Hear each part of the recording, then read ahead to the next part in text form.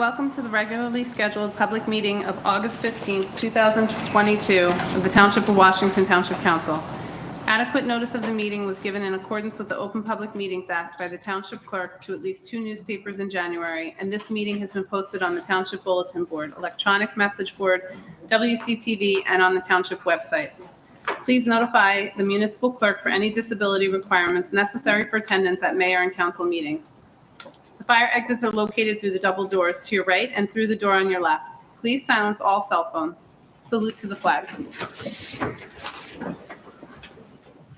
I pledge allegiance to the flag of the United States of America and to the republic for which it stands, one nation, under God, indivisible, with liberty and justice for all.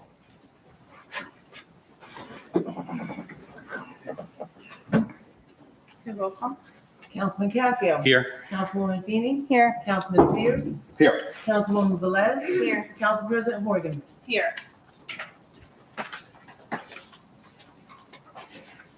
Let the record reflect also in attendance Mayor Calamari, Township Attorney Poller, and Township Clerk Witkowski.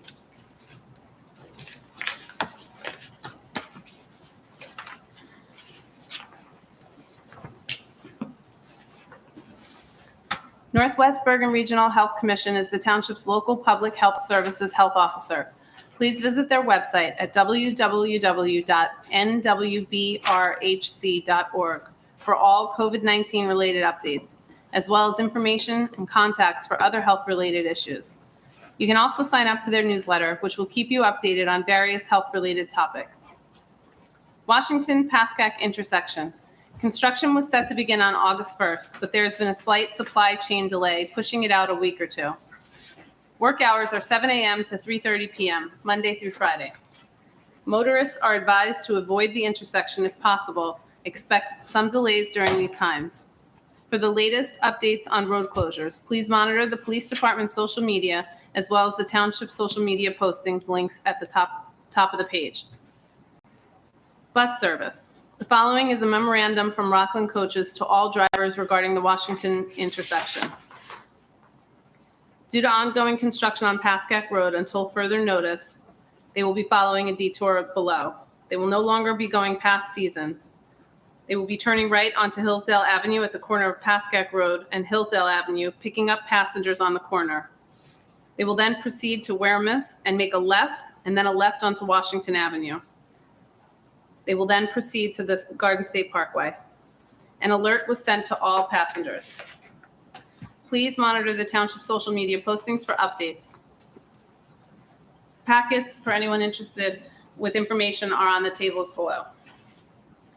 The DEP has issued a statewide drought watch urging residents and businesses to conserve water as persistent dry and hot conditions continue to stress water supplies throughout the state. These measures can help avoid more serious and restrictive drought conditions. Bergen County will be holding a mini job fair resource event on Wednesday, August 17th at the Overpeck County Amphitheater lot from 10 a.m. to 12:30 p.m. Pre-registration is not required. Some upcoming township events: Summer Movie Night, August 19th, Summer Concert, August 25th, Annual Fall Festival, Saturday, October 1st. Please visit our website for all the details. Township offices will be closed on Monday, September 5th, in observance of Labor Day. The next meeting of the Township Council will be held on Tuesday, September 6th, beginning at 7:30 p.m. Please note that the council will be entering into a closed session at 9:30 to discuss PBA Memorandum of Agreement, DPW contract, acquisition of property for 50 Pascack Road, negotiations for relocation of DPW vehicles, and personnel administrator. We will be in closed session for approximately, I'm not sure. I would think an hour and a half. Okay, an hour and a half, and we will return to open session to continue the items on the agenda.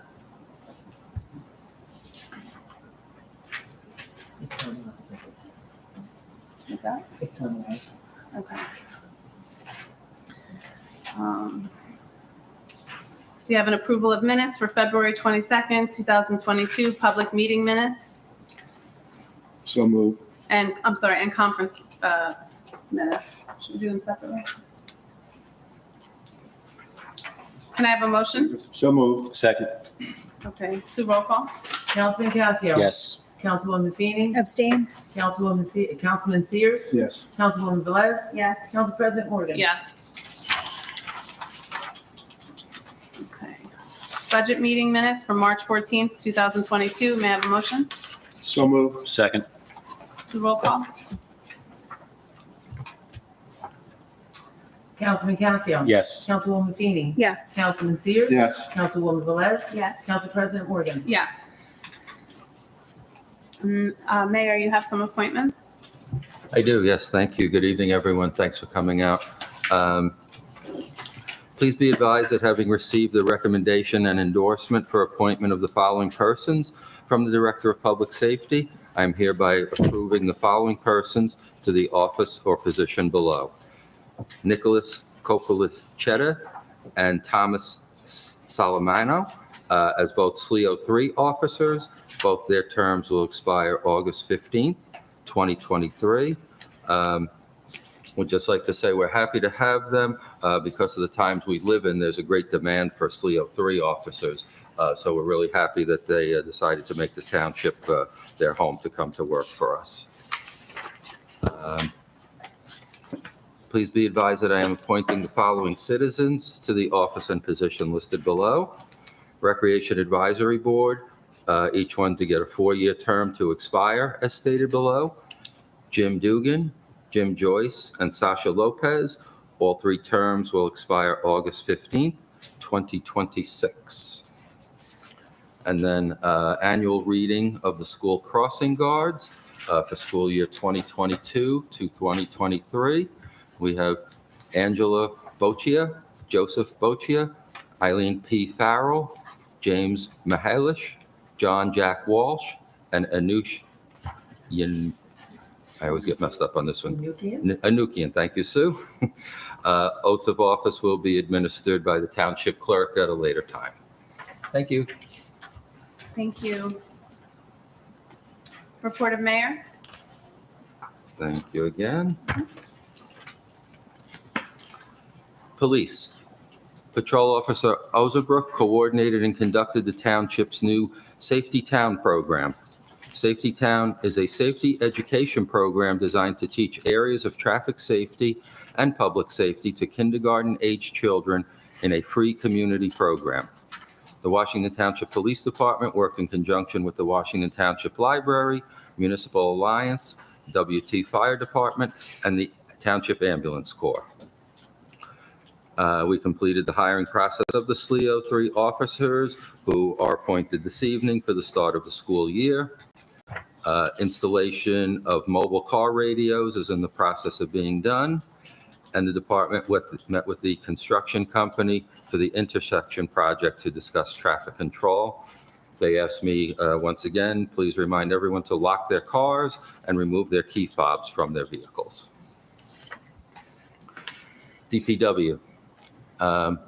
They had 2 new flagpoles installed at the municipal building, had dead trees removed from the town lot at Times Square and Cherry Field, inspected sewers and flushed lines where needed, inspected the catch basins in Zone 5, responded to 2 after-hour calls regarding trees down in roadways on July 2nd and July 25th, replaced 16 no parking signs at various locations, fill potholes with over 900 pounds of blacktop.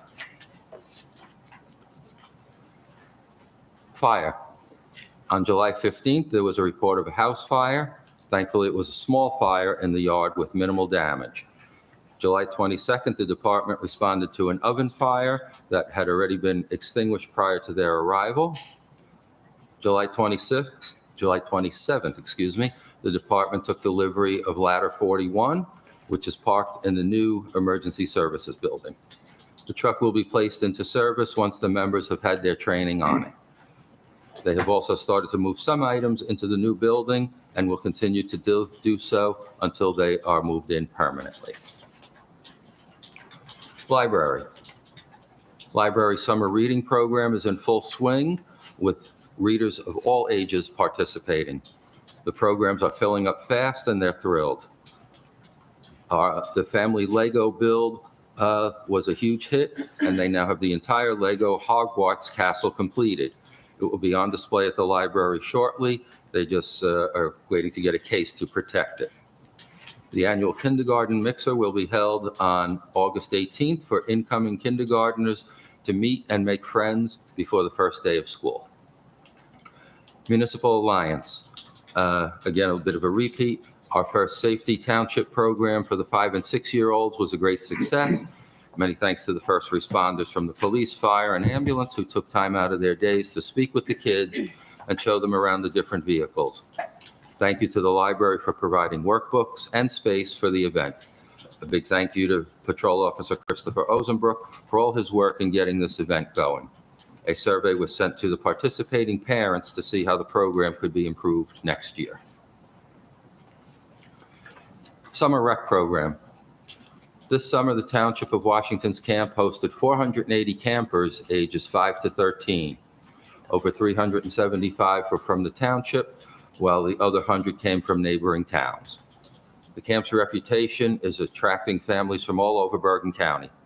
Camp ran from June 27th through August 5th, closing on weekends and for the 4th of July holiday. It utilized outdoor space at Memorial Field and rented indoor space from the Bethany Community Center. The camp worked in tandem with the Township Police Department, ensuring plenty of safety for the campers during their transitions from site to site. Campers enjoyed weekly trips to the Township Theater, as well as trips to the Funplex, Montvale Lanes, Funtime Junction, Dave & Buster's. Campers also enjoyed giant water slides on the back field at the Bergen Community Center on 2 separate occasions. Some of the other highlights included Chocolate World, where the staff dips all kinds of treats into melted chocolate for the campers, tie-dye day, slime making, face painting, paint wars, and tons of other arts and crafts. Some contests enjoyed by the campers were a free throw shooting contest and field day games. The camp also offered daily swimming at the community center. The staff this year included 58 counselors, 4 lead counselors, 2 post-college supervisors, Assistant Director Joseph Ortiz, and Director Christopher Pinto. This was their largest enrollment yet, after having 470 in 2019 and 380 in 2021. Intersection, as it was said in the PSA, unfortunately, it's already having its supply chain issues, so construction has been delayed. However, just in yesterday's record, they did have an article about all the Bergen towns say supply chain issues are causing delays. So it's not just Washington Township, it's at least Bergen County-wide, according to the record. Everyone knows it's practically a worldwide condition. So, we hope they get their parts in soon and can start the project. Swim club property. I met with representatives from Boswell a couple of times. They're putting a report together that will outline what we can do on the different sections of the property based on its topography. When ready, it will be shared with the council, the rec advisory board, and of course, the public. Affinity Place. The safety issue brought up by residents, non-residents, Affinity, and council members for years regarding the concern of both pedestrians and drivers not having enough time to react to each other has gone on long enough. We can all agree it is an incident ready to happen. Therefore, I had the police department and engineer take a look at it again. They both agree the only sure way to properly address the issue is to remove both the trees and the berm.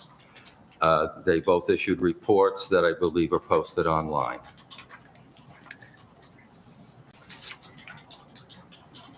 The Emergency Services Building is just about ready. We hope to have the fire department in there by the end of the month. And we hope to have a fall grand opening open house for the residents to be able to tour the new facility.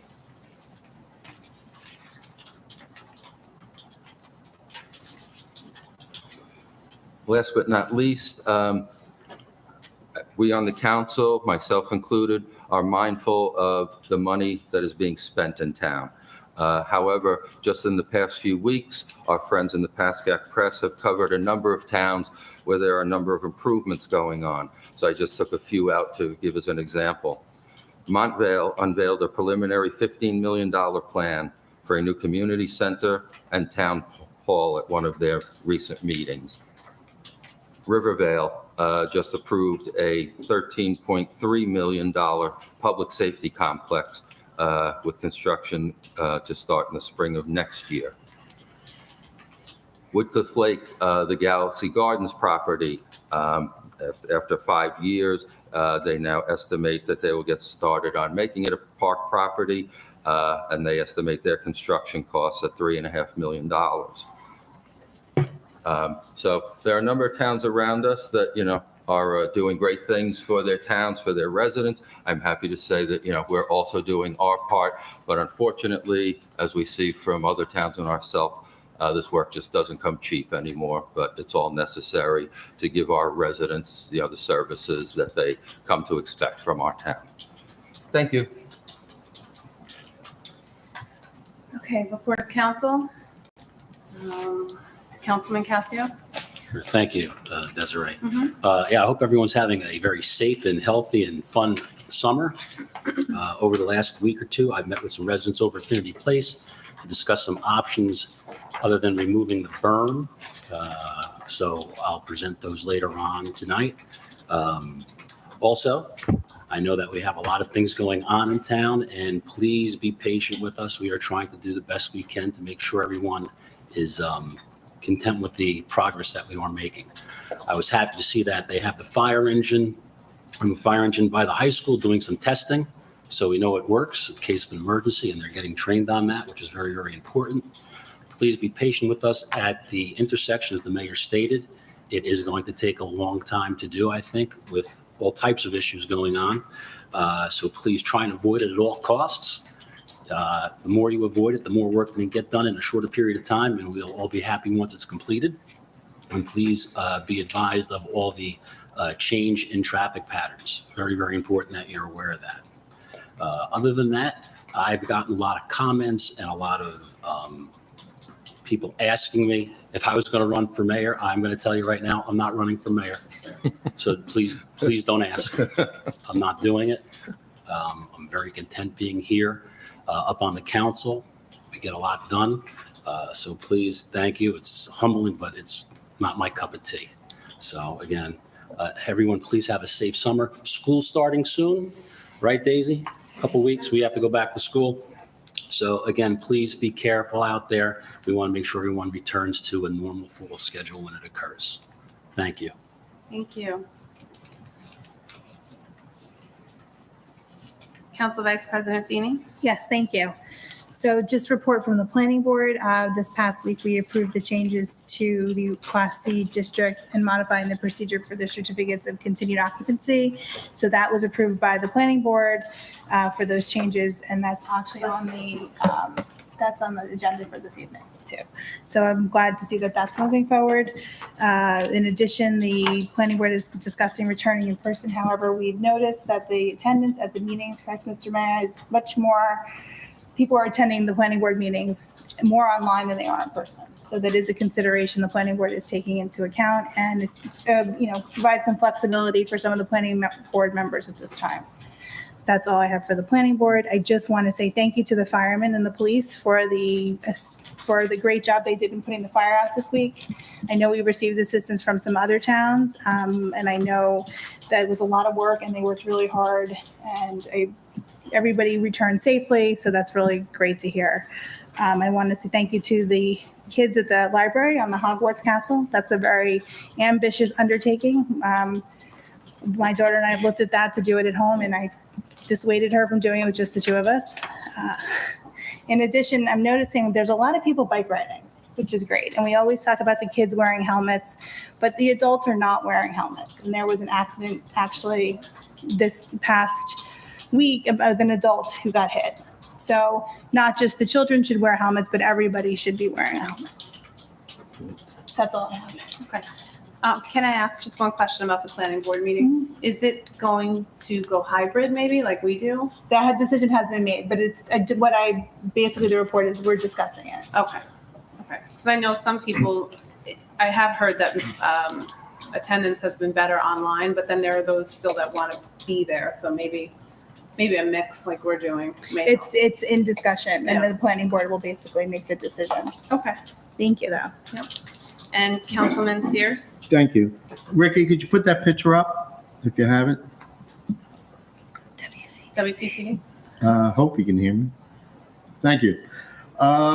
This is Bergen Avenue. I got to point out some issues here, but I want to thank the mayor for getting involved with this also.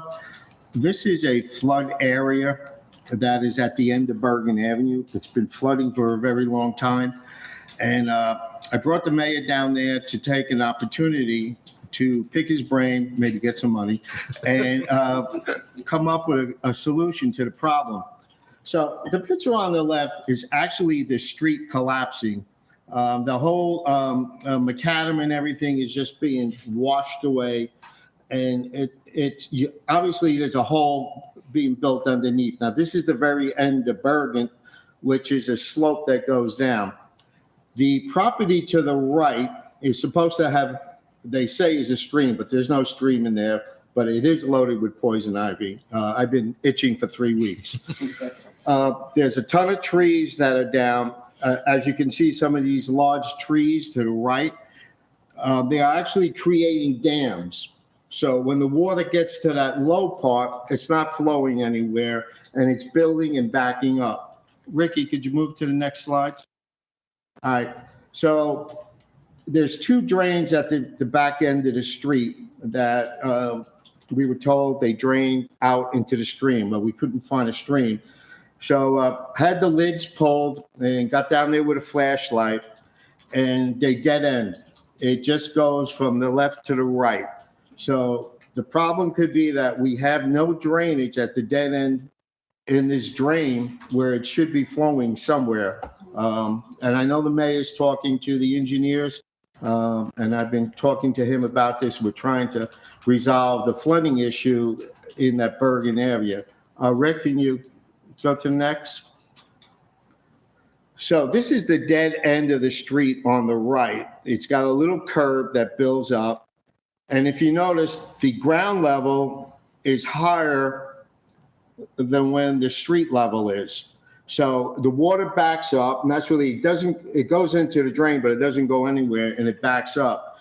So some solutions to talking to other engineers is we should clean out all the dead trees in this area and then clear out, it looks like a buildup of the berm in there that would allow water to flow.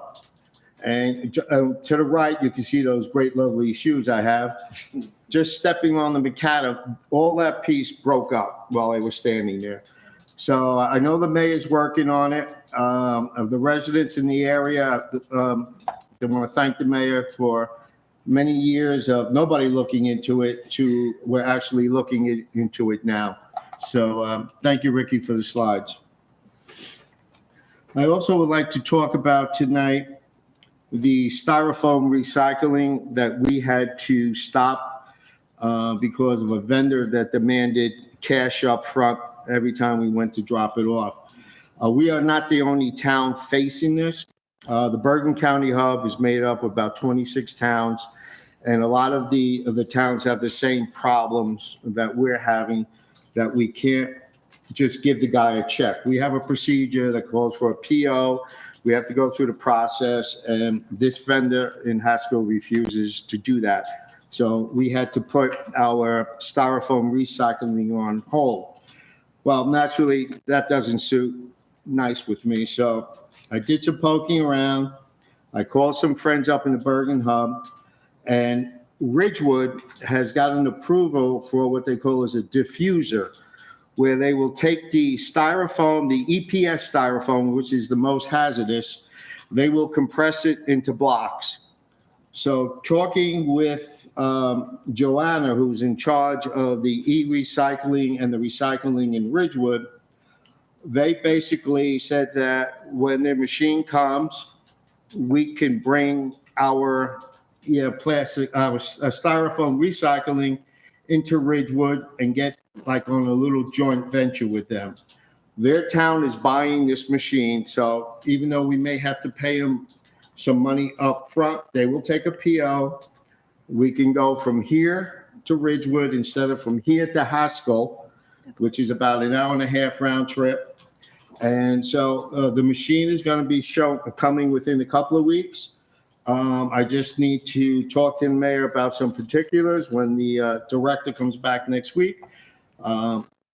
Joanna, who's in charge, said they'll be more than happy to sit down with us, come up with agreement. We do have a couple agreements with Ridgewood anyway, so I think it would be advisable for us to put this on our list, and then we can pick back up our styrofoam recycling project. The third item is the Lincoln Park. Will be opening soon. Our scouts have completed two of their major projects. One is the bird sanctuary, where 50 to 60 bird houses have been planted throughout the park. And the last scout, I'm meeting the mayor tomorrow to finalize his project, is a nature walk. And now the nature walk, it's about a quarter of a mile or maybe a little more. We'll go all the way around the park. They built a nice trail. They put benches along the trail. You can sit down and watch the water go by if you feel up to it. And then that's going to be ready to go probably within another week or so. So I'm meeting the mayor tomorrow to complete that project with the scout. I do want to recognize, and I think this council should recognize, the fire that was on Pascack Road. As everybody has passed it and saw the damage, the mini explosions that were going on. But I want to recognize Adam Everfeltz, who was on the first due truck. Adam took control of the scene. He directed the water placement on the fire, which actually suppressed a lot of the fire from expanding into the house and into the next house. If you notice, the next house, the whole aluminum siding was melted. I got to give Adam credit. He directed the first due responding engine, did an outstanding job directing the men and putting down as much fire as we all could do. As the chief showed up, Chief Guger, ex-Chief Adam Everfeltz continued to stay on the scene, fighting the fire, helping to suppress the rest of the fire, and then mutual aid showed up. So I want this council to recognize ex-Chief Adam Everfeltz for his professionalism and directing the team on the first due responding engine that helped, save the rest of this gentleman's house and the house next door. So that's my report tonight. Thank you, Council President. Very nice. Tom, when you say recognize, we could talk about it offline. We can talk it offline. I mean, I wanted to get that out because it really was a really hot fire. Yeah. Because I can tell you, because I was on the first due truck, and it was burning. Okay. And his direction suppressed a lot of that fire, which actually saved the neighbor's house and a big portion of the gentleman's house. Wonderful. Thank you, Council President. Yep. Okay, Councilwoman Velez? Yes, thank you. All right, in terms of public affairs, this Friday night, August 19th, is our last summer movie. It will be taking place at Memorial Field at 8 p.m. We are going to be showing Luca this Friday. So we welcome all the residents to come on down, join us. I believe Kona Ice will also be joining us to offer some cool refreshments. I think it's going to be a beautiful night. On August 25th, we will be having our summer concert. So I see WCTV has it up. Okay. August 25th at Memorial Field, we will be hosting the Ronald Reagans, which are a big 80s show. So if you love the 80s, come on down. It will start, the gates open at 6:30 and the show will start at 7:30. parking is available at Bethany starting at 6 p.m. Also, I recommend you come hungry because 80/20 Smash will be joining us, serving some of their amazing burgers, as well as offering veggie burgers. Conrad's Confectionery ice cream truck will also be on site, providing some delicious ice cream to our residents. Let's see. In addition, on July 20th, I know I've mentioned this a few times, I have been working on an initiative called Age Friendly New Jersey. And on July 20th, I attended an event called held by Generations for Garfield. It was a great opportunity to network with other Northern New Jersey leaders trying to get this age-friendly initiative within their own communities. Hopefully, I look forward to bringing some of the items and information that I took away from there, bringing it to our township. On September 15th, there you go. On September 15th, the Age Friendly Initiative will be hosting a virtual fair. Anybody can attend. It could be a resident, elected officials, just if you want to get a little bit of information on exactly how it works. It is virtual. You do have to register. They're full of great resources, so I welcome everybody to attend. I will be doing my best to attend, but as Dr. Cascio said, we will be back in school. And if anybody has questions on that, feel free to email me. You know, we're working. It's a work in progress. Let's see, next. So thankfully, a resident brought to me in the, I believe, early summer, late spring, an idea called the New Legacy Books. So I've been in contact with the owner. His name is Matt. And if you notice on the screen, that is the donation box. So the way, I might have mentioned this in a report in the past, the way it works is you can go ahead and donate all your old books, and then the township will receive at minimum a $40 check every month, regardless of how much is or isn't donated. And then after that, you receive a 15% based on the sales, and there is no cap. So it's a nice way to bring some money into the township. I asked Mr. Sears if he would join me in visiting one on site. So on Friday, we took a ride over to Ridgewood. So the picture you see is actually the one in Ridgewood. Now I wanted to see it in person to really gauge how big it was, aside from the pictures. Thank you, Councilman Sears, for coming with me and providing your feedback. Where is it in Ridgewood? In Ridgewood, it is Right in located. the e-recycling center. Yes, Oh, in the recycling center. You can put them in all different types of places. There are 90 bins throughout northern New Jersey, from churches to firehouses across. So I am scheduling an appointment with the owner, Matt, and to see what would be the best location, but we do have two pretty solid locations we're looking at, so we just need to pick one. So that is in the works. Soon as we have we've selected the location, it will be put out to the public. In fact, while we were at the Ridgewood location, we ran into a gentleman who was donating books. 400. Yeah. So I approached him and said, out of curiosity, how many books are you donating? He goes, I think I have between 300 and 400 books in my car. And then, we took a peek over, and sure enough, there were books in his trunk, in his back seat, front. So if that's only one person, imagine a whole community. I think it's something really positive. So thank you to our resident for bringing that to us.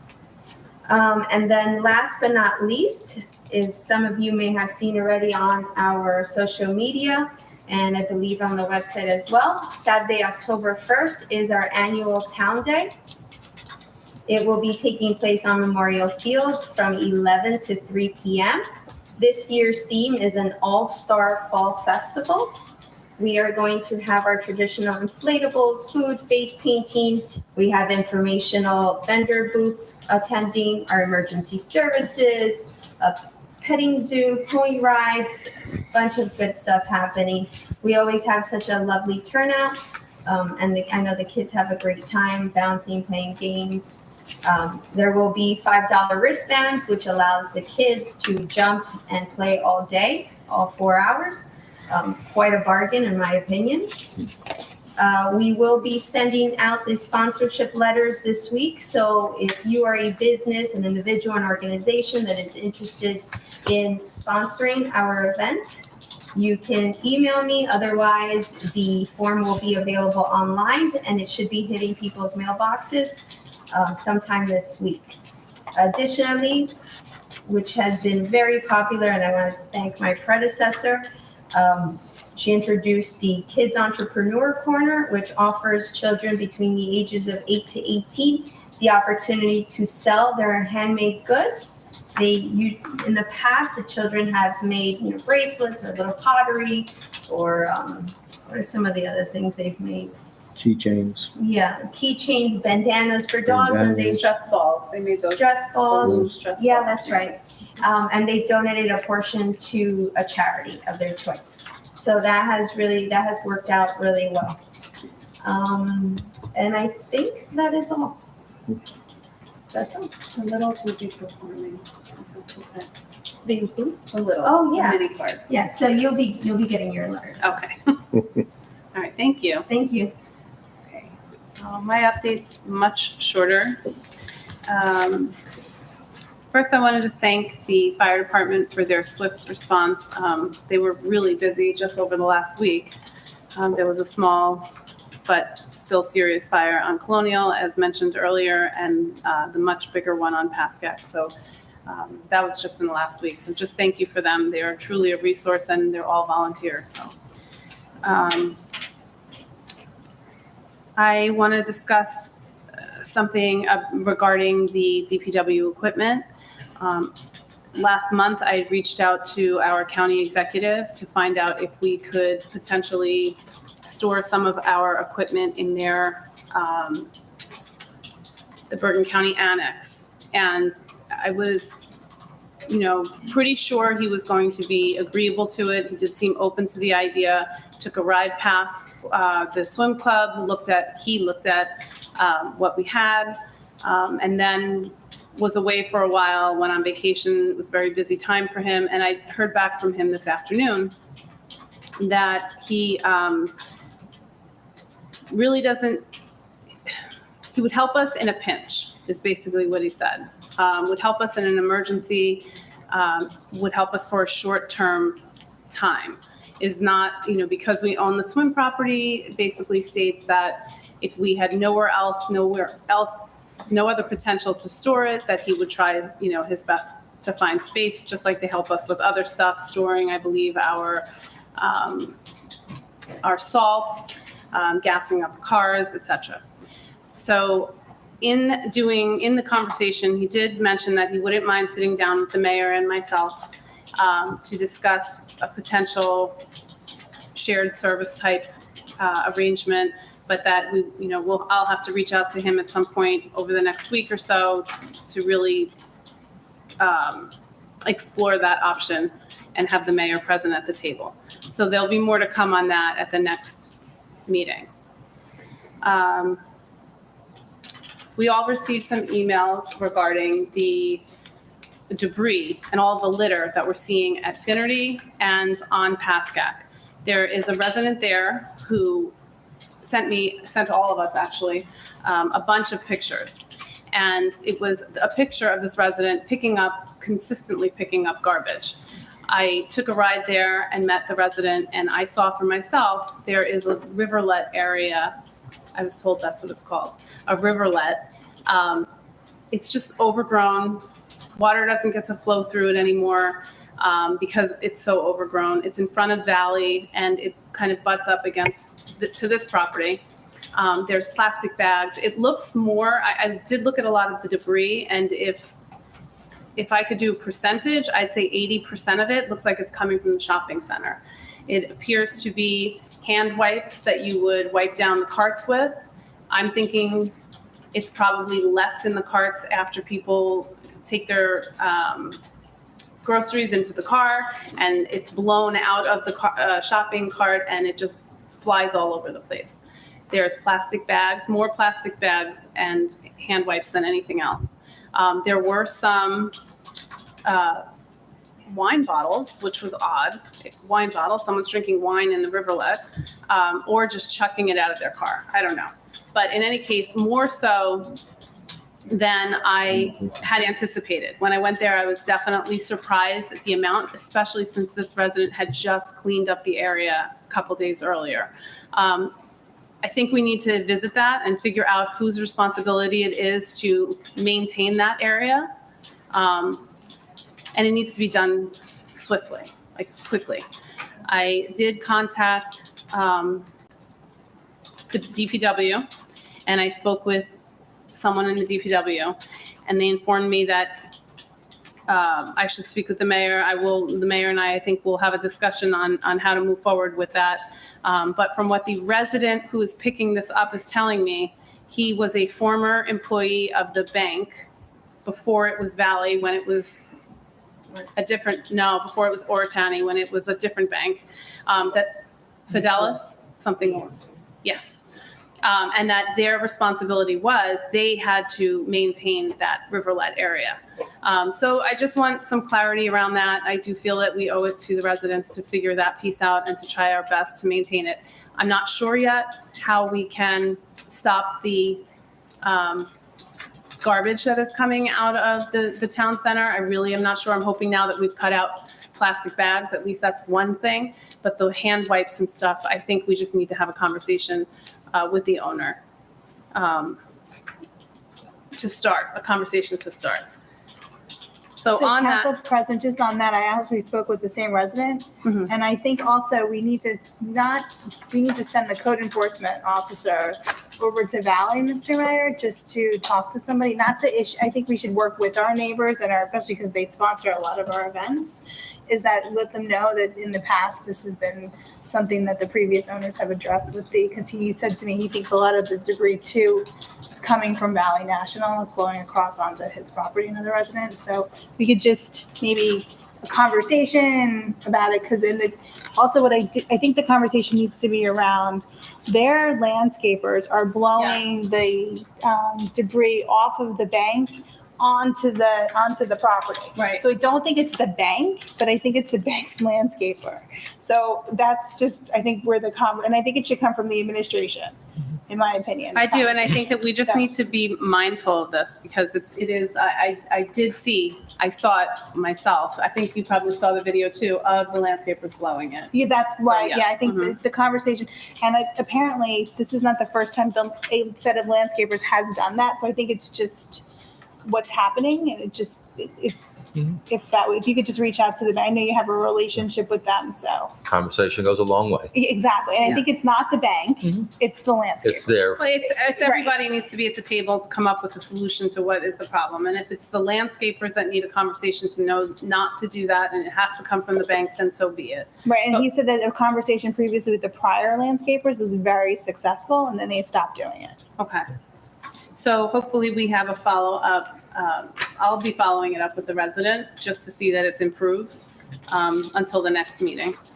And then also, on the same vein of the shopping center, I am still seeing signs there for rental space, for boats, for trucks, et cetera. And I thought that we weren't doing that, and I thought there was supposed to be a conversation had with the owner to take that down. So I'd like to see that gone. That seems like a quick fix for me. The other piece is Gardner Field basketball court. Thank you so much for the swift response to get the roots out of the playground equipment. It was like the very next day it was done. I heard about it on a Friday. The resident showed pictures that there was grass growing up through the playground, which I can tell you in my own yard, it's not there tonight. It'll be there tomorrow. And it's fast. I don't know. You watch it, you don't see it grow, but you close your eyes and it's there. So I don't get it, but that's what happened. It grew through the playground roots, and then there was rust. So they treated the rust, and it was great. Everything's clean. However, I did have the K-1 kids on the court, so I went to see it before they got there, and I noticed that the basketball the basketball court itself, the blue, I don't know what it's called, macadam, I don't think it is, but the blue court is now peeling, and that's pretty new. So before it gets out of hand where it has to be replaced, if we could just repair it, there is spots that are already severely worn, and it looks like it's from leaves that sat there and that were wet and drenched it and kind of, damaged, I guess, from the dampness. I don't know. So I would love to have that fixed. And then to end on a happy note, we had our very first K-1 practice. All the girls showed up. I think most of them seem to have a fantastic time. We have 11 junior volunteers, all 8th graders. They were there a half hour early. Very excited. And then I got a note from one of the moms, actually the main person who helps me with this, Nikki, that she took her daughter to a Mets game over the weekend, and her daughter correctly and perfectly saluted the flag and knew exactly how to stand for the national anthem. So if they get nothing more out of that, at least they get some respect for our flag. Nice job, Council President. Thank you. And that is it for my comment. We're going to open general public. I do have just one question on this. I want to permanently, for the rest of my term here at least, suspend the, I know we did it temporarily. Do I have to do anything to make it permanent? Suspend the rules, how we used to, how it's written here? No, I mean, as far as your back and forth, Yeah. you just run it your way you want to run it. Okay, good. Okay, to participate in the general public comment portion of the meeting, please click on the link below to join the webinar. If by phone, it's *9 to raise your hand, *6 to unmute. Each person wishing to address the council shall give his or her name and home address for the record. And we ask that only one person speak at a time with a 5-minute time limit. All members of the public and council are expected to conduct themselves in a proper manner. Any derogatory, abusive, or threatening statements will not be permitted, and the council president will immediately rule such conduct out of order and terminate any further comments. Okay. Motion to open public comment. So moved. Second. Okay, all in favor? Aye. Aye. Is there anyone that would like to come up?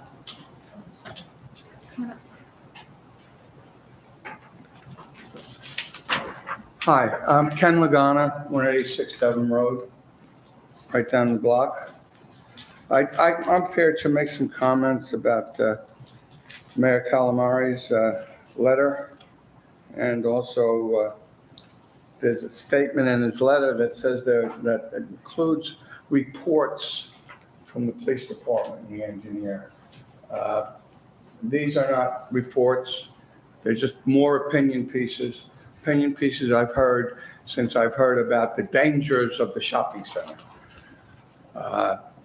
And one of the things that Captain Calamari said was that destroying the berm and trees would, what would it do? It would create a roadway and sidewalk that meets similar standards and conditions that exist in almost every other location where sidewalks and roadways coexist in Washington Township. There's nothing else like that shopping center in Washington Township. You can't compare any other street to that. The trucks that are going down there, it's just awful. The berm and the trees give us some protection, and there's no, the sidewalk is 15 feet from the street. So I don't know what the big danger of incidents from the roadway to the sidewalk is. This is just another opinion of someone who thinks it's a dangerous place. I've lived there 55 years, it's not so dangerous. And for 22 years, that berm and those trees have existed. And I'm not aware of any serious incidents of any consequence that have happened as a result of the trees in this berm. I think what we have to do is take care of the berm, take care of the trees, not destroy them, as Mr. Calamari, Captain Calamari suggested. And I've already spoken to this, but Mayor Calamari says, I've heard him say this before, incident ready to happen. Nothing's happened in 22 years, so it's not quite ready. When it'll be ready to happen, I don't know, and it's not close to happen. And the lack of care, this berm was put up, these trees were put up by the camp right after the shopping center was finished and extended. The extension was an abomination, and it was a surprise to the people that live across the street from the shopping center. Nobody told us anything at the time. So we were all of a sudden burdened with this huge, monstrous building facing it, kind of like the firehouse and the people across the street from that. You know, it's almost as bad, but they're closer, unfortunately. But the lack of care is no reason to destroy this little bit of noise abatement, visual pollution. The trucks are, it's like living across the street from an industrial spot. I'm happy where I am, don't get me wrong. But it's like living across the street from an industrial park. Trucks, vans are there all day, unloading in front of my house. It's a terrible, terrible situation. And I think what we have to do is take care of that berm, take care of the trees. When they were put up, the council and the mall owners had an agreement that we would pay for the berm and the trees, but the mall was to take care of it. They have not done that. They've worked every place else in the shopping center, putting up trees, plants, pretty flowers, nothing on our side. I've had to go pull vines out of the trees so they wouldn't be killed completely, because they don't care about it at all. And if you took care of it, it would still afford us some noise abatement issues. Also, the visual pollution. It's pollution. It's visual pollution. And to flatten it, because the sidewalk is 15 feet away, well, it's not right. What we should do is take care of it, not destroy it. That's my opinion. Okay. It's like everybody else's opinion. I think my opinion is as good as the mayor's or Captain Calamari, who thinks there's enough. I think the two letters that were written, they were supposed to be reports, they're opinion pieces. If you take a look at it, you haven't seen it yet, I've seen it. But they're opinions to defend an opinion that the mayor wanted them to come up with. So there's no documentation, anything I've seen. And if we take care of it and not destroy it, I think we'll all be happy. Thank you for listening. Thank you. So I agree with almost everything that you said, except for the danger piece. And I think some residents can agree on that area that after 2020, the children and adults started riding their bikes more than I've ever seen them in the 16 years that I've been here. Well, I've been here 55 years, and I've had two children here, and I can assure you that bike riding has always been prolific. I know. The mayor can probably, and so can Mr. Township. The only thing I'm going to ask is that we try really hard not to speak from the seats. I'm going to do everything I can to have a back and forth. We just can't speak from the seats, that's all. But just hear me out. So I agree with everything. I don't think that destroying the berm and taking down the trees and all of that is the right solution. I think that's not what I would like to see happen for all the reasons that you stated. I do think there is a safety issue in the fact that the berms, the trees are so overgrown, so not cared for, that it doesn't leave the driver enough of a buffer to see the person come out, whomever it is.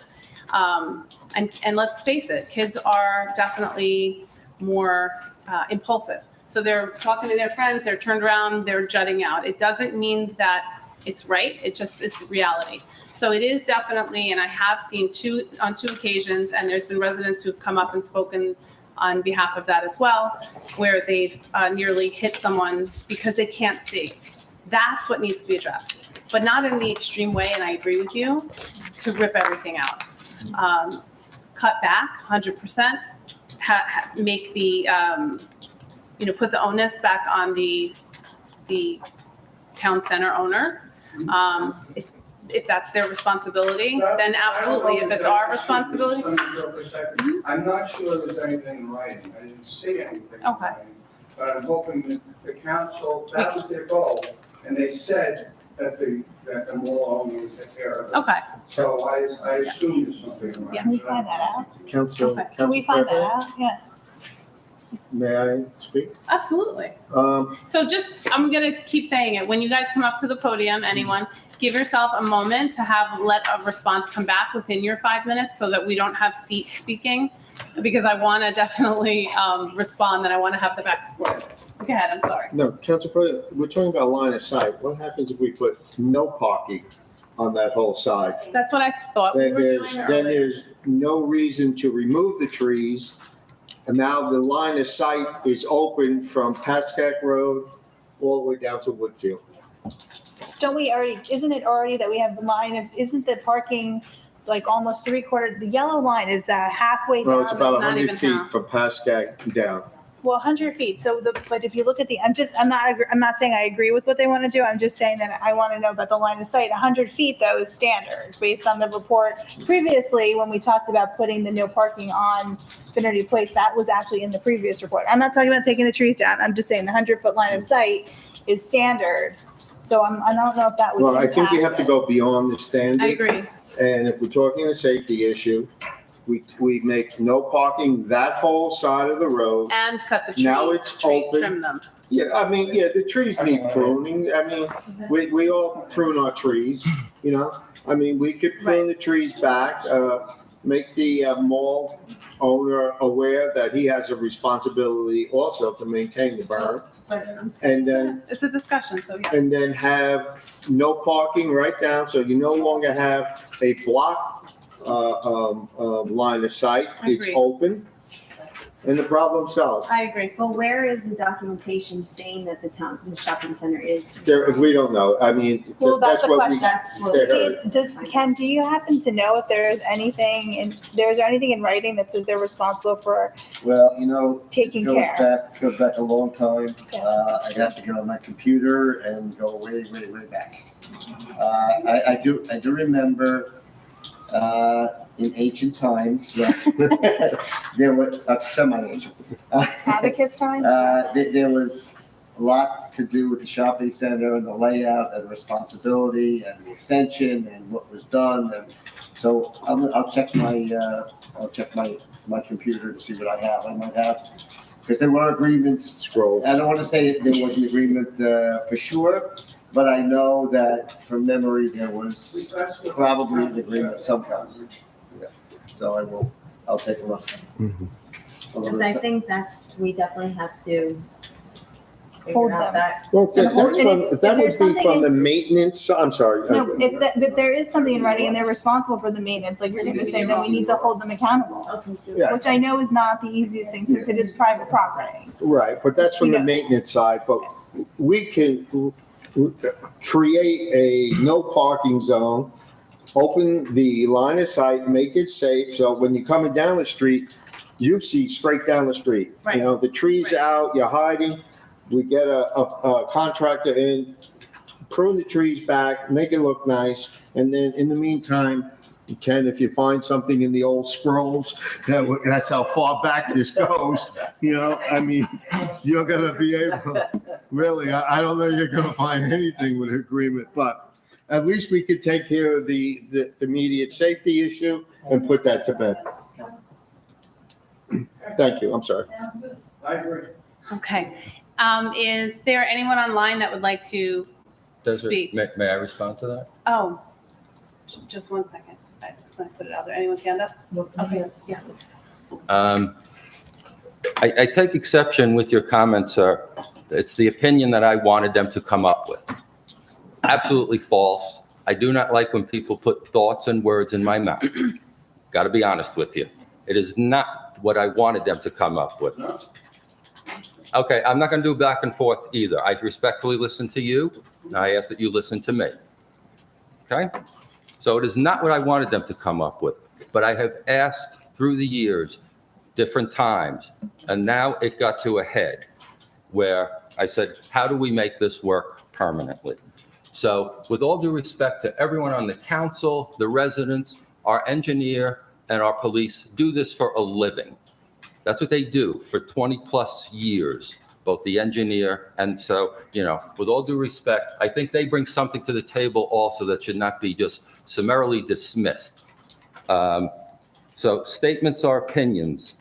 You can say that. However, opinions are based on facts, and they do this for a living. You said it's not dangerous. I disagree, because in addition to, I think, Councilwoman Morgan almost having an incident, I'm not going to do a back and forth with you, Hang sir. on, I'm Mr. sorry. Logano, you Hang have on. to sit down. Yep, hang on. Also, a police car almost hit someone darting out from in between those trees. Yeah. So if you say that's not dangerous, then I have to take exception to that. And so this is what they have said will solve this problem once and for all. And, like I said in my letter, does it remove some screening? Yes, I'm sorry for that. But me as mayor, I'm not going to have it on my head that a fatality or a bad accident happened there because of some screening. I feel bad. I've spoken to some of you in the past about doing things in that area. I'm not saying that can't be done, like making the fence higher once this is done. But this is what has to happen immediately to address the situation. And, you had your say. Respectfully, that's my say. So you don't care what the rest of the council said earlier? I didn't say I don't care. Again, we're not, I cannot have a back and forth from the seat. The 5 minutes was given, and I mean that with all due respect. That's okay. It's okay. Is there anyone, I'm done. you're done. Okay. And anyone else have anything on that topic? Can I have another? No, I speaker think come the mayor, gave an honest opinion of the procedures, the engineer and the police department. And these are opinions that we have to honor. The mayor has his right to, come up with a solution. And if we can add our solution with the mayor, then Right. that's an accomplishment. And I want to remind everybody,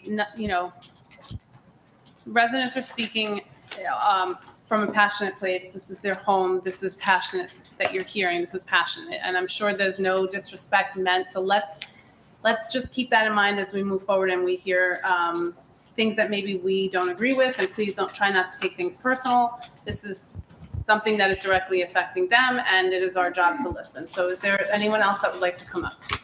Madam President, Yes. may I put my 2 cents in? Yes. The whole issue is a line of sight issue. There's no doubt about it. The line of sight issue happens to be at that gate at the end by the library. The line of sight is not far enough where the yellow line is. So to Mr. Sears' point, if you make that whole side where no one parks, it removes the line of sight issue.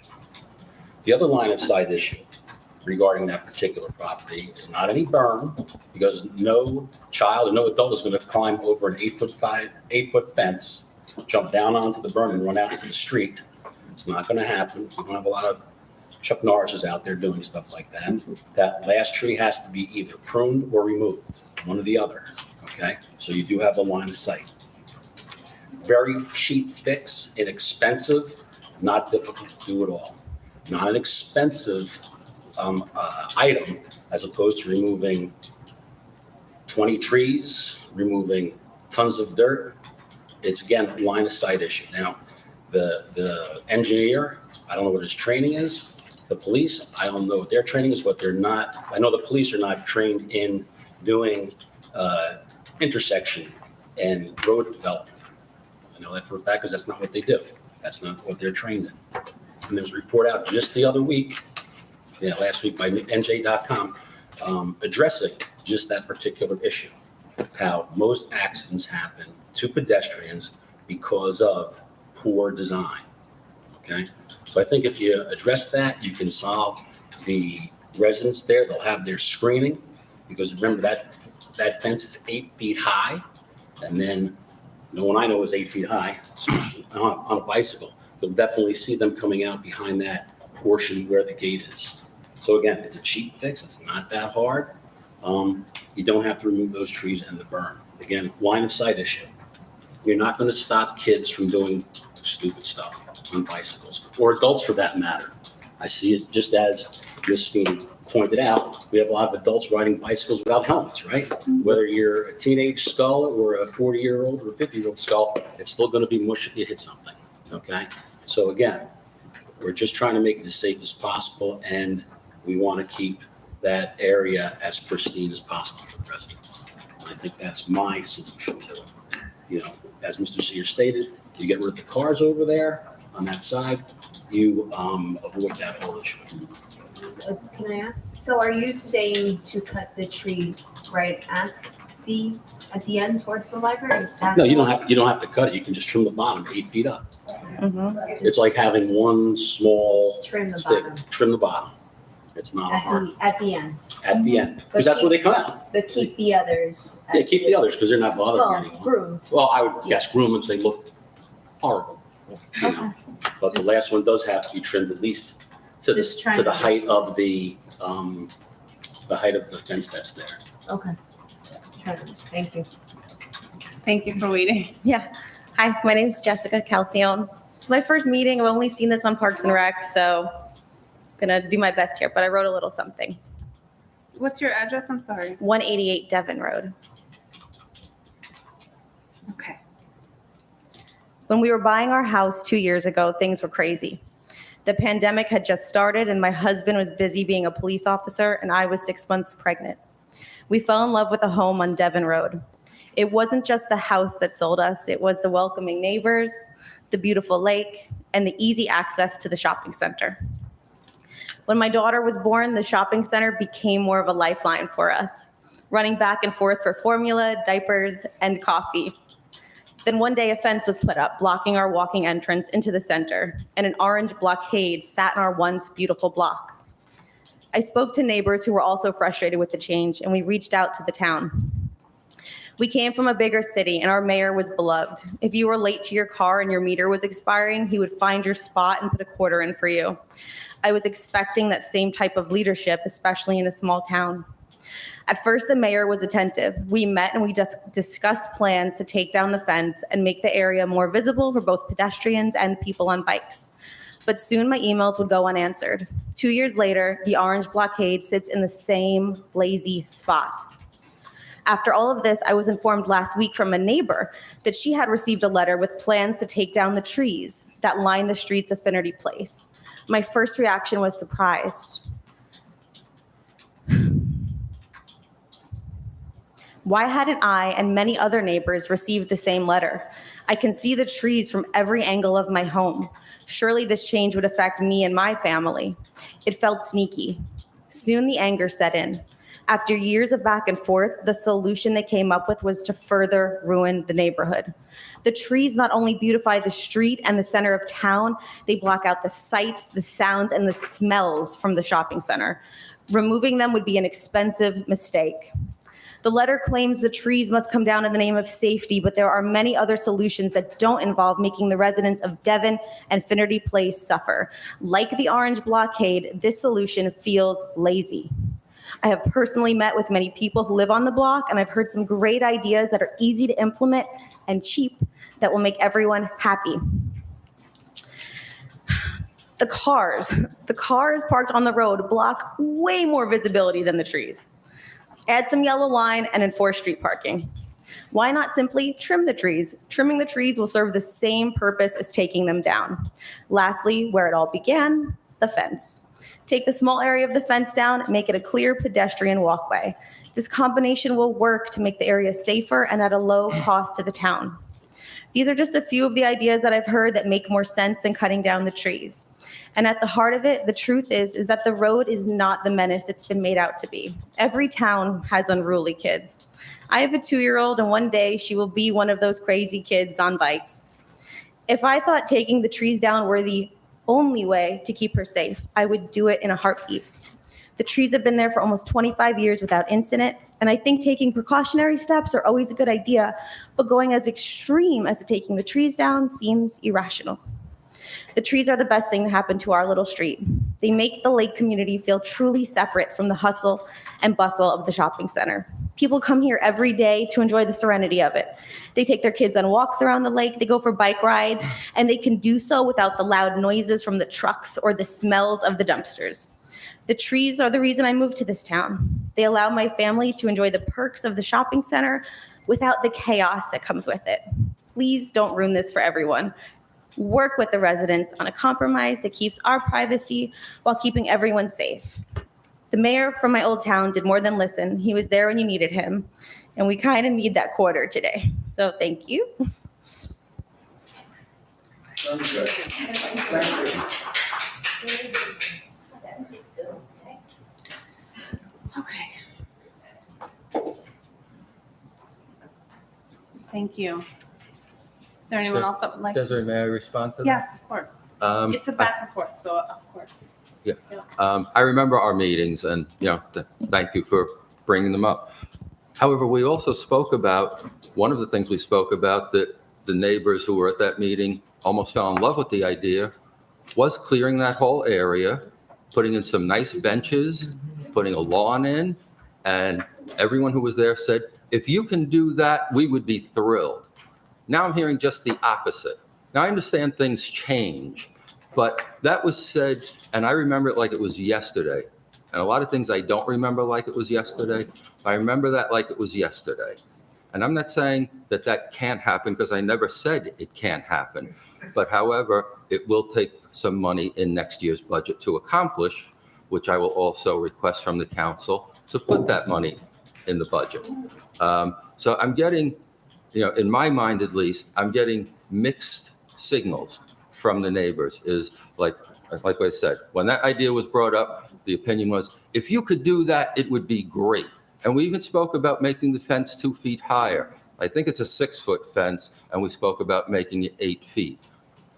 And so I'm glad you all came out. Don't get me wrong. I love the dialogue as much as anyone else, and I'm happy that it generated interest in the neighborhood. But I'm not saying what we spoke about cannot happen, but now some of you are up here saying, well, wait, that's not an option either at this point. And so let me say there has to be, give and take. I'm going based on what was said at our meetings. Now you're saying, oh, the trees have to stay, virtually at all costs. Well, okay, but that's not what was spoken about at our meeting. And so I respect what you're saying. I ask that you respect my memory, unless it's wrong, and please point it out if it is, that, that's what was said. Thank you. If you have anything that you need to say, you had 1 minute and 20 seconds left at the podium though. Yep. Sorry, just stand up there until we tell you it's 5 minutes if you want to have a dialogue. Okay, I know we're getting used to it. Sorry, I just, I also remember very clearly because I was new to town and I was excited at the response. And no, we did talk about making that area nice, but it was moving the trees back. It was never just getting rid of the trees. That was never an option. Okay, I don't see how we could move trees back. We They're talked either about there moving or them on the they're other not. side of the fence was the option. Oh, But this so just you're is- saying take those down and put new trees, because again, trees can't readily be moved of that size. You know that are what? there. I have to tell you, I was completely blindsided by this letter. This was, I felt like completely changed the topic of what we had discussed, which was making the shopping center more accessible to residents. And all of a sudden, the trees are coming down. It just felt, again, sneaky, and the fact that we had conversations about it and I was not notified just doesn't sit well.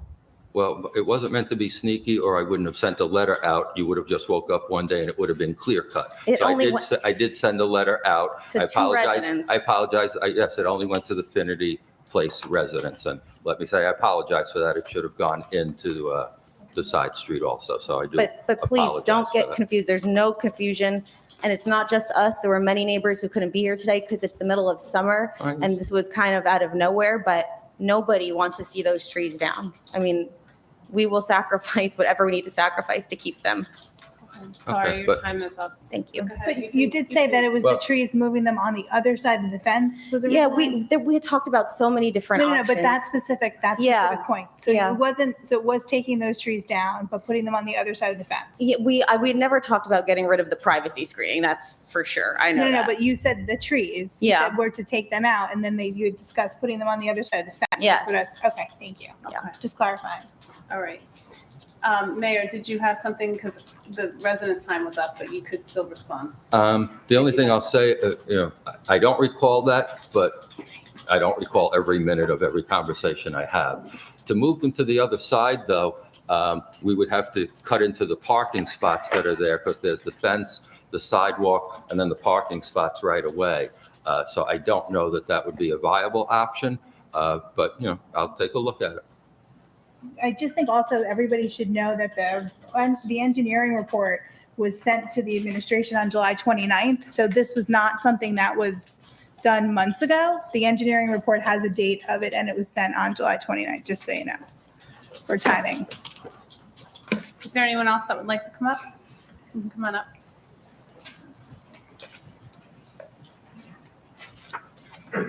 Julianne Lipnick, 184 Finnerty Place.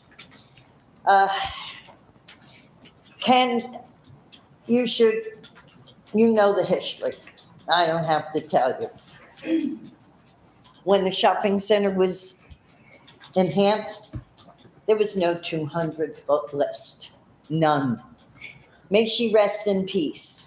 Deceased Agnes Smith at a council meeting when I asked, where is the 200-foot list that would have given each and every one of us residents the opportunity to view those plans and give our comment? The answer I got from Agnes Smith was, oh, I'm sorry, but the builder said he did everything he was supposed to do.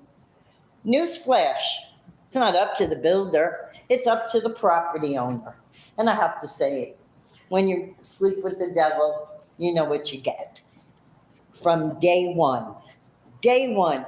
And Mayor, I got to tell you, in your letter where you put the fact that, lack of screening will only, you imply that it would only affect my husband and I. Well, do you know how you have a noise ordinance today? My husband, who is a heart patient and a very sick man, was in bed one night and they were banging in the trucks and emptying when he finally said to me, I can't take it anymore. I'm going downstairs to sleep in the basement. And I looked at him and said, as God is my witness, you will not. With the taxes we pay and the crap we're dealing with across the street, you will not sleep in the basement. And it was a Monday night, there was a council meeting. And I called every single member of the council. Mayor Wenzel, Janet Sopowitz, Bob Schroeder, Charlie Devine, Joe Giardina, and I invited them to our house to come and listen to the midnight serenade that we are subjected to each and every night. P.S. That's why the berm is there, and that's why there is a noise ordinance. And I am standing here today to tell you, beg you, you will not devalue my house, our house, and ruin the quality of life that we have. Just the other day, Wednesday, I left my house at 11:30 in the morning. Yes, you have a 100-foot yellow line up at the top of the corner. No parking. There's a sign there and all. There was a trailer and a pickup truck, a landscaper. I called the police. It's on record. Not only was he parked in the yellow line, he was parked going the wrong way. You worried about safety? This is what goes on. There was another landscaper parked across the street from our house in the yellow line, blocking the driveway. I went over to him and I said, this is a no parking zone. The cops are really doing diligence here. Please move your truck back a little bit or go around the corner where your men don't have to eat in the dirt and they can eat at pretty picnic tables by the library. And he looked at me and he goes, why did they do this? We have issues. And he looked at me and said, nah, they can eat in the dirt. I put $100 a day into that shopping center to buy my men food. And this is what they're doing to me? Screw them. I'll go give my business somewhere else. And you know what he left at the curb? All the friggin' food. And what was on our lawn? All the debris. I'm tired of picking up somebody else's crap. And that's what we do. Just earlier today, I picked up a black plate and the dome from a turkey dinner. Wasn't mine. We had raviolis. So 30 seconds, Julie. this is what I ask you to do. That whole side, the south side, definitely yellow line. If you look at the tree across the street from our house, to the left, it's trimmed up, so you see the library. But the right tree, they left to the ground. Trim it up the height of that fence. Now you have a full line of sight. When you go to the pedestrian walkway, that huge tree there, do the same thing. Just trim it on back, height of the fence. And please do remove the Christmas lights that Janet Soplowitz put up and never took down. Bring the tree up and maybe entertain that stockade fence going further up. You That's what prevent I- anybody from running into the berm.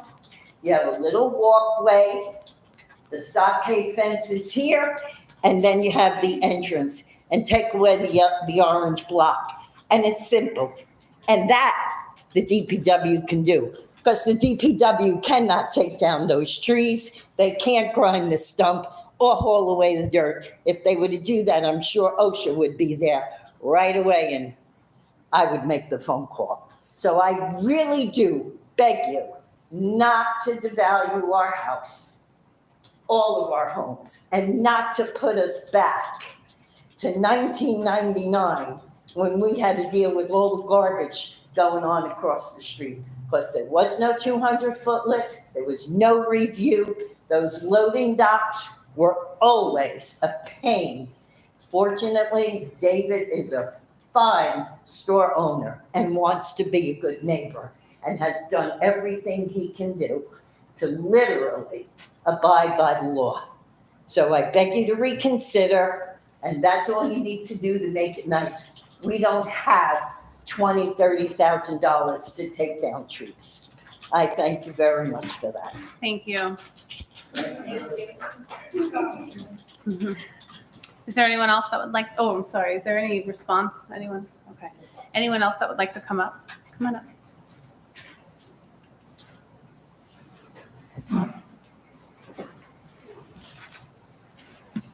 William Ferrara, 2556 Cleveland Avenue. I wanted to know, did you have a successful bond issuance on the 15th of July? And what was the interest rate you received? If you did have a successful bond issue? You have to speak up. You need to speak up. Pause that. His question was, did we have a, Successful bond sign. issuance on July 15th. okay, And what was the interest rate?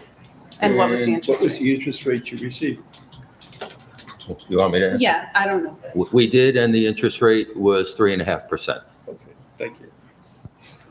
But $2 million of that money is not going to be spent because hasn't been spent because you haven't got any plans for a DPW building yet that are finalized, and you're not going to expand the existing firehouse. I think I've brought that up a number of other times.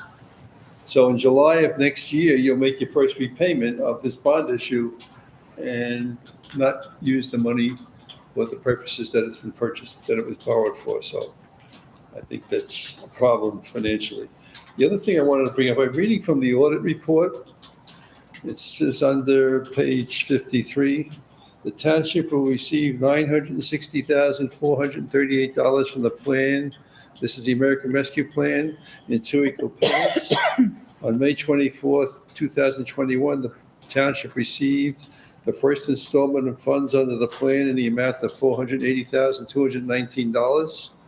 The township utilized its first installment in the 2022 budget to replace lost public sector revenue.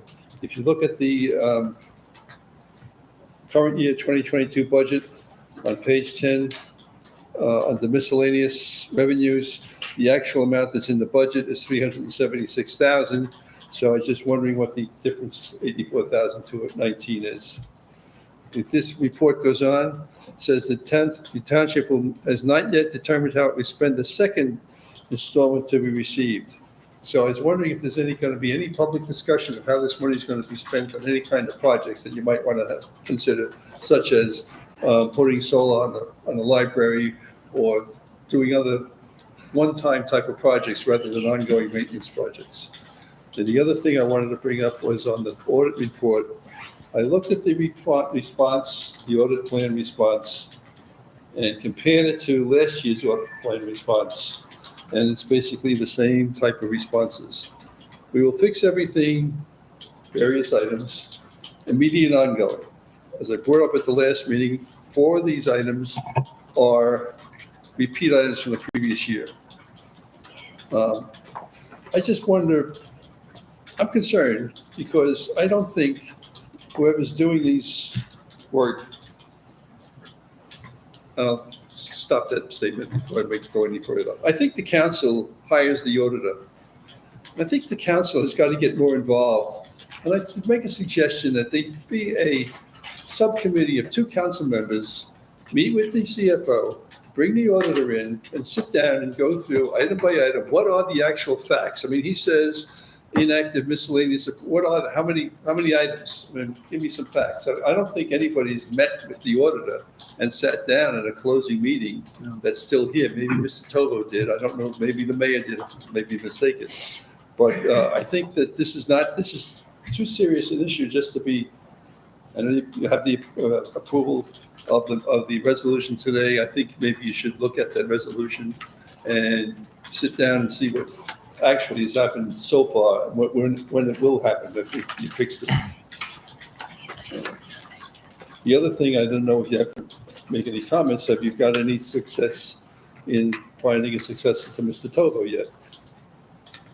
Or you have candidates? I'm You're not asking, going to talk about it. Okay. we're talking about it in closed session tonight because it's a personnel I wanted to matter. bring up something about the closed session. Do you have was an item to be discussed in the closed session have to do with the OLGC parking lot situation? In tonight's Yes closed and no? session? Good, thank you. I wanted to bring up another thing. When you had the special meeting about the Charlie Brown's property, I called in and asked a question about whether or not that resolution could be used, because at the time they were talking about the possibility of the police headquarters. And Mr. Paula said the way it's worded, it could be used. My question then is, would the council have to approve that change? Or could it just be changed by the administration? In a general question, I use it as a specific, but you could use changes of other ones too, right? Well, the council is the one who would have to spend it anyway. They're the ones that would have to allocate. The council would be the body that would determine where that money is spent. I'm sorry, I can't. I'm sorry. That's How about that? needful. It's better with this on? Okay. You need to lean into the microphone. Okay. I can't hear you, you're sitting there. Okay. The council would determine what it would be used for if they were to repurpose it. It's not an administrative decision.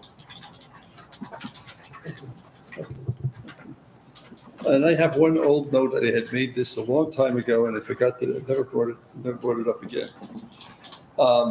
When the new stands were put into the Sherry Field, Clarkville, the fields, they had the railing for safety reasons. They were supposed to replace the existing stands. I believe they still have the old stands sitting at Sherry Field, at least as of 3 months ago they did. So I don't know whether anybody's changed them. The other thing I was concerned about, and this is because of my own personal experience and because I have 2 artificial knees, is an 18-inch step down from the first step down to the ground. Mr. Farrar, where is that? Sorry. Sherry Field. Sherry Field, Any okay, thank one you. of them. go to Clarkfield, they're all duplicates. If you get on the first step, the first seat, from that seat to the ground is an 18-inch step down. That's a big If you go up to the second seat, where you have a step, there's only 9 inches, so it's, so I suggest that somebody figure out a way of welding a second step down between the ground and the 18 inches, about 9 inches, just for safety issues, because quite frankly, if you're a senior citizen and going up there, if you go up there, you're gonna have a hard time coming down. I personally did. I was able to grab the fencing in front of the stands at Sherry Field. I didn't fall, but it could have been a problem. Okay. So, Thank you. Your Okay. 5 minutes is up. Thank you. That's enough for tonight. Thank you very much. Thank you. That's what I was gonna. I just, one clarifying question. I'm sorry. When you say the stands, you're saying the bleachers that were put there? Yeah, they have the bleachers they had replaced them all about 3 years ago Okay. with the railings. Okay. Because of the So safety it's issue the with bleachers that have the first step that's 18? Yeah, that's right, Okay. yeah. Just so I know. Thank you. Yeah, that's what I said, yeah.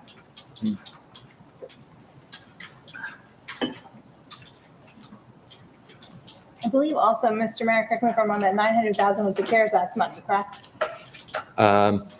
There's two different, one is CARES, one is American Rescue. Yeah, okay. American Rescue does come with a lot of restrictions on what you can spend it on. I think you said solar panels. I don't believe that's one of them, or maybe I misunderstood you. Did you say solar panels? Yeah, okay. Yeah, I'm pretty sure that's not in there, but it is highly restrictive. And we had to show that we had approximately that loss of revenue, because like you said, loss of revenue is a permitted thing to spend that on. Is there anyone else that would like to come up? Sorry.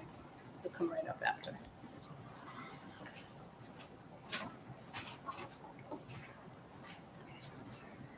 My name's Reed, Book Deck 184 Affinity Place, Township.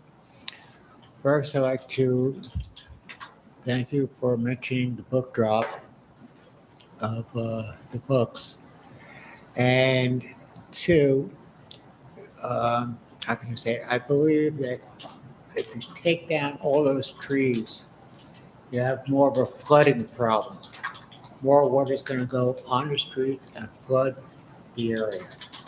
So what I suggest is just trim it, like Mr. Casio said, 6-7 feet each tree, and just clean it up, take down the lights, the trees that are dead, chop them down, either plant new ones or plant ground bushes for it, or put the animals or bunnies and stuff like could go underneath there.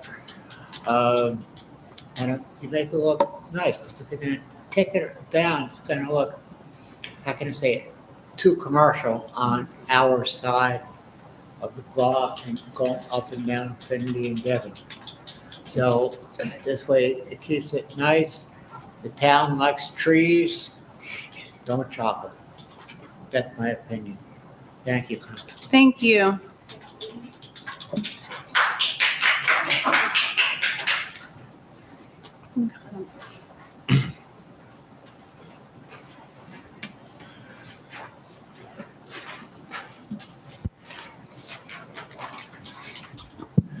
Good evening.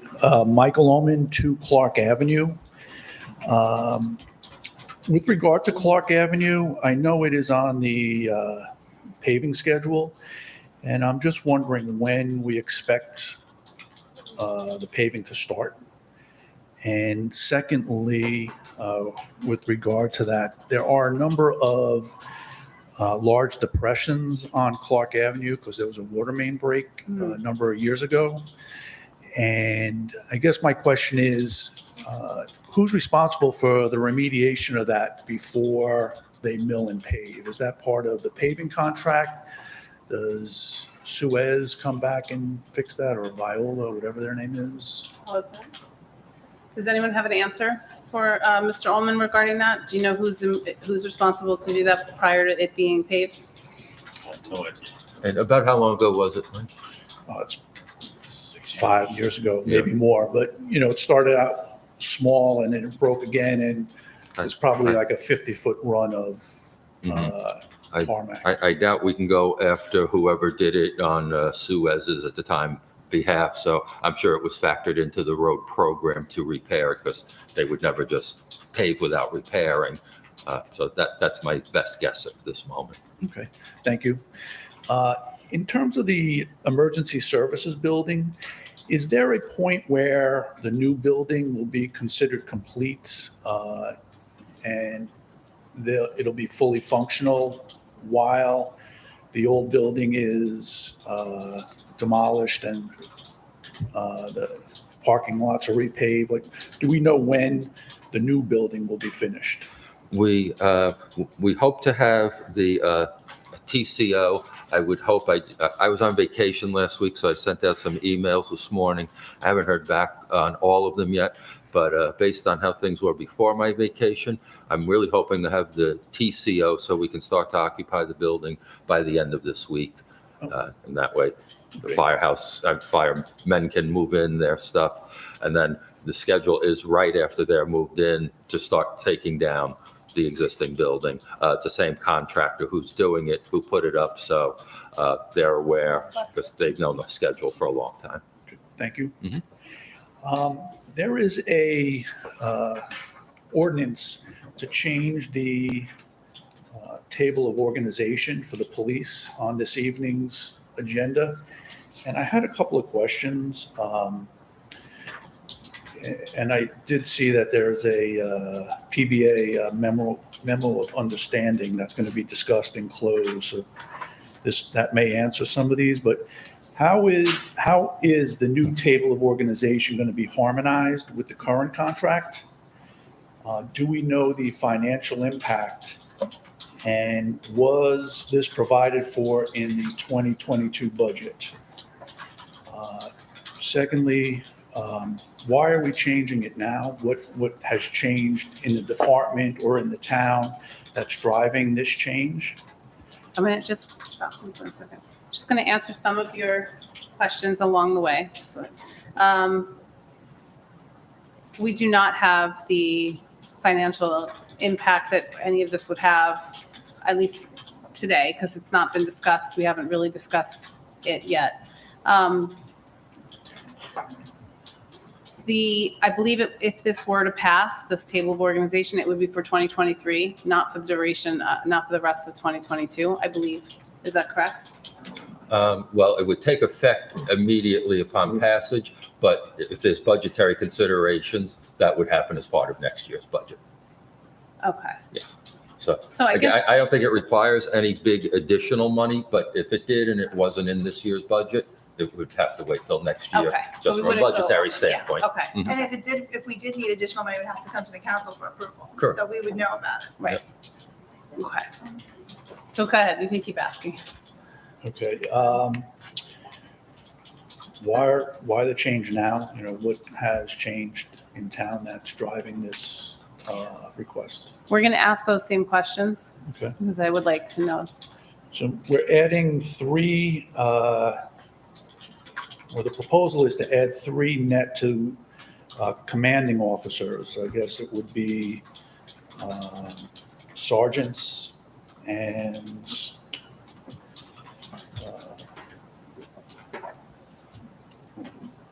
lieutenants. Hold on. Maybe I might be misstating that. At least 2 sergeants. But we're not adding any officers. So we're adding a corporal and a sergeant, but we're not adding any patrol officers. Why would we increase the level of command staff and not increase the level of patrol staff?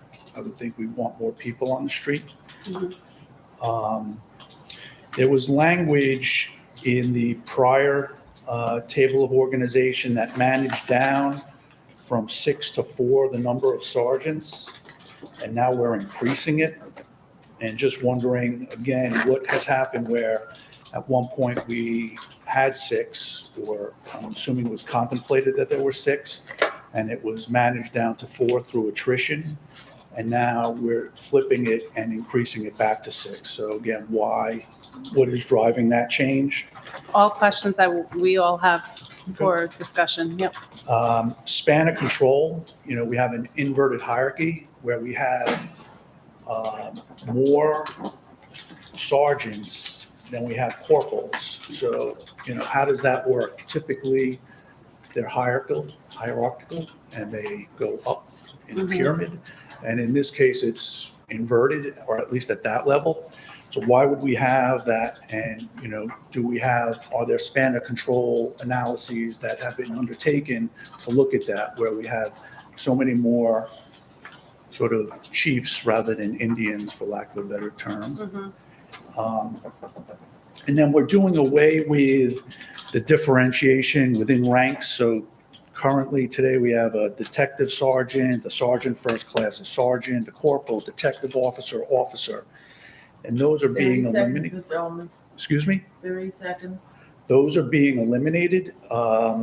So again, why are we doing that? We have these hierarchies in place today. We seem to be getting rid of them. Why are we doing that? What's the driver there? And lastly, why do we have a deputy chief or a captain? I mean, we have a captain today. Why are we adding a staff level? And it's not that there's going to be a deputy chief and a captain. It's either or. So why are we doing that? Shouldn't we just keep the captain? What's the driver for the deputy chief? I have the same questions, so we'll discuss that, I guess, later and figure it out tonight. Where it's supposed to be on a conference agenda. Thank you. No problem. Thank you. May I make a quick response to that, very quick? Let me say it won't need a back and forth, Mike, but you have to, as far as I'm concerned, you can stay, but it's on conference in error. The police asked that we put it on tonight just for the first reading to get it advertised, because that's usually all that's done at a first reading. And then at the next meeting, members of the command staff will come as usual when it's time to discuss the ordinance and why they're requesting the changes and like that. So they just want the first reading tonight to be able to discuss it at the next meeting, as is usually done with ordinance changes. So I hope you can attend the next meeting. I'm sure they'll be happy to answer all your questions much better than I ever could on their behalf. Mayor, actually, I'd like to motion to defer it to a discussion prior to putting it on a first reading. So I'd rather wait then until they could be here so we could ask questions rather than put it on a first reading. I think why they wanted it on is there is something on there that is time sensitive, that they, assuming they can, I'll say, convince the council to move ahead with it, that there is something on there that is time sensitive, that they need one of those changes. So it would just be advertised tonight, not enacted tonight? Correct. It's just for advertising, it's posted in the paper to allow for discussion for the next meeting, which would be just September 7th. But that introduces it. Yeah, but it doesn't move, it doesn't pass it. Right, Mr. Bauer? 2 readings are required, like every other ordinance. This is just to publish it to Do get. we know what's so pressing though that we can't wait for a discussion? I think it's in closed session, right? Wouldn't it be, it's on closed session, isn't it, for tonight? I don't think it's on closed Oh, session, that's the but- PA? But then that would be a first reading without a discussion. but they're, Right, we've not really done that before No. though. We don't normally do first readings without a discussion about it prior and then we put it on for first reading. well, like I said, they consider something on their time sensitive. They did not tell me fully what part of it was.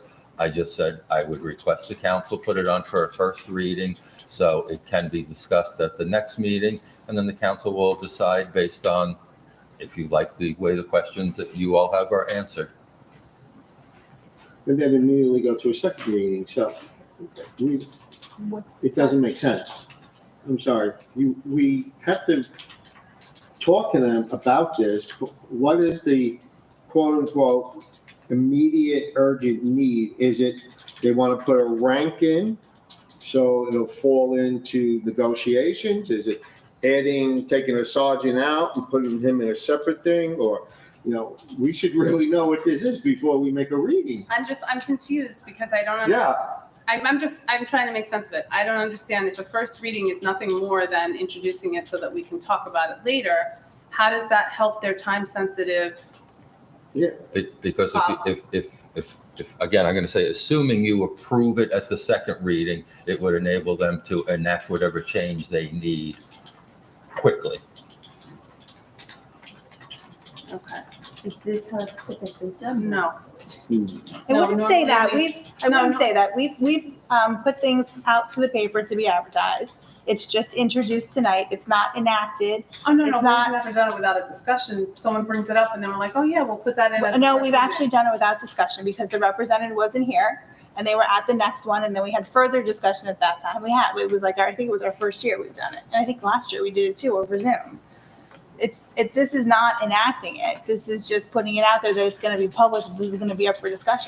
If it's something that you want that needs to be emergent, you have the emergent clause in it, so you can get it done in 30 days. That's true, but the police So- are asking to go this route, so That's- that's why it's on the agenda Well, tonight. you know what? You have to be consistent with it. And We're this not. does We've done feel- multiple things. Let's Okay, not talk whatever. over each other, okay? Okay, that's We're your gonna go opinion. back to that. It's your opinion too. Ms. Morgan, Yes. can I go back to Mr. Farrar for 1 second? I need some clarification Sure, or sure. something. Can you give me those numbers? Again, I didn't write them down for the 400,000 and 300,000. I meant to ask you before, but Mr. Ullman was so eager to get up. He's so quick. No, we've done it that way. Absolutely. $480,219. Just fast because you don't like it. Look at. And it says that was applied to the 2022 budget. Right. You look at the 2022 budget, under the sheet 10, miscellaneous revenues. The record district net money is due to 76,000. Give me that number again, 376? 84,219. Okay, thank you. It's actually the same. Thank you very much, Mr. Farrar. Unless it was spent as a year. Okay. I just didn't catch those numbers.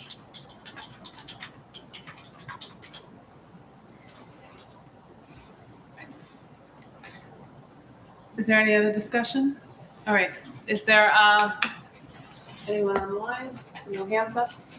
No. Anyone else like to come up? No? Okay. Motion to close? Yep, motion to close public comment. So moved. Second. All in favor? Aye. Aye.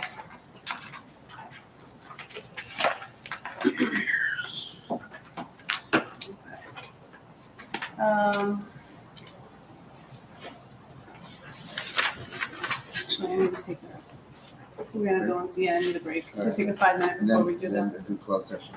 Yeah. About 30 Yeah. So we're gonna take a 5-minute break before we go into closed session at 9:30, and we're coming out of closed session in about an hour. Hour Did and a we half. say hour and a half? In about an hour and a half, so at, oh gosh, I'm so sorry, at 11. At 11. It could be, right? It could be earlier than an hour and a half, you think? It's only an estimate, so of course it could be. And then honestly, we're going back in, so if there's anything that we need to,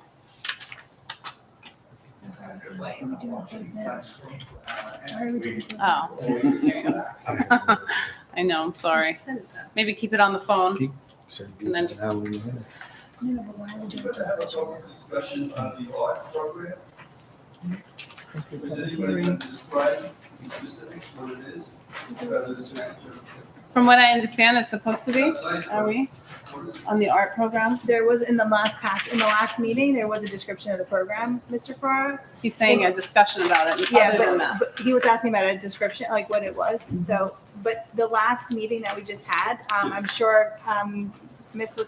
Lukowski would be more than I think happy there to was send a it to you. general discussion, all right, so, I don't No, know. there's a description of the actual program was presented in the last meeting in the It was? packet. Yeah, and I'm sure Mrs. Lukowski would be more than happy to send it to you. Okay, fine. I'll You have my email it to you. email, right? Yep, absolutely. It's a very Thank good you, description. thank It talks about all the programs and who the teacher is and his credentials and all this.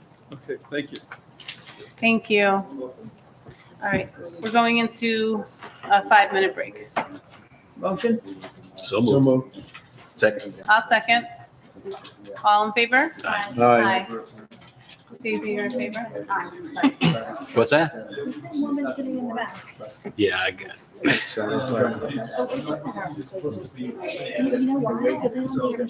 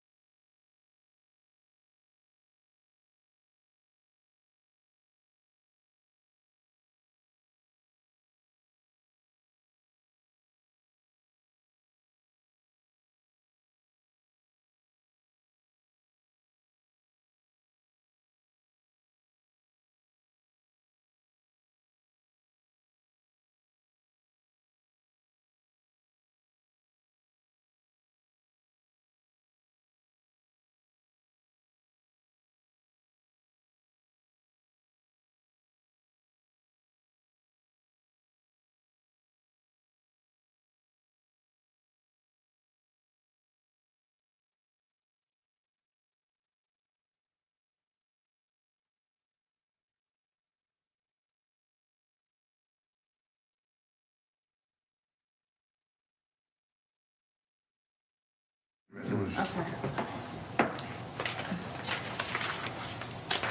need my glasses, I'm sorry.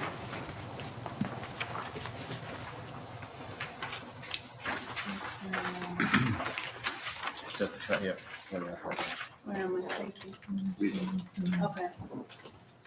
Motion to go into close for resolution number 22-319 litigation, property acquisition, 450 Pascack Road, PBA MOU, DPW contract, OLGC relocation of DPW vehicles, personnel business administrator. Can I have a motion? So moved. Second. All in favor? Aye. Aye. He said that with a window.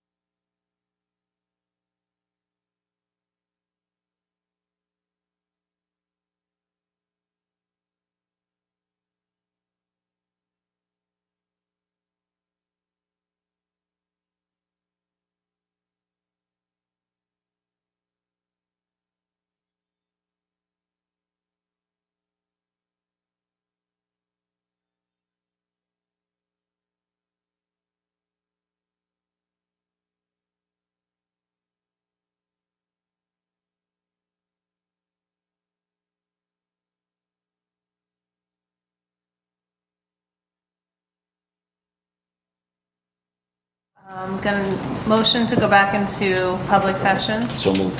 Second. All in favor? Aye. Aye. Okay, so the first order of business is the memorandum of understanding between the Township of Washington and New Jersey State Police Benevolent Association, Pascack Valley Local 206. So what's going to be put forward is a motion to approve the memorandum of understanding, which is of record at this particular point. It's a motion to approve the memorandum of understanding and authorize a ratifying resolution to proceed to the have a contract based on the memorandum with authorization for the mayor to sign the contract. That's the motion. Okay. So do we have a motion? I'll make a motion. Okay. I'll second. Roll call. Sue, roll call. Councilman Casio. No. Okay. Councilwoman Feeney. Yes. Councilman Sears. No. Councilwoman Velez. Yes. Council President Morgan. Yes. Okay. Okay. Next, we have a motion to approve the proposed agreement between Township of Washington and Local 125 Teamsters. The proposed agreement is of record. It's a motion to approve that with authorization for the mayor to sign the final agreement. Okay. I'll motion. I'll Second. Oh, Sorry, go ahead. okay. Roll call. I'm sorry, who motioned? I did. And second? I seconded. I was too busy checking that. Is it okay, Tom?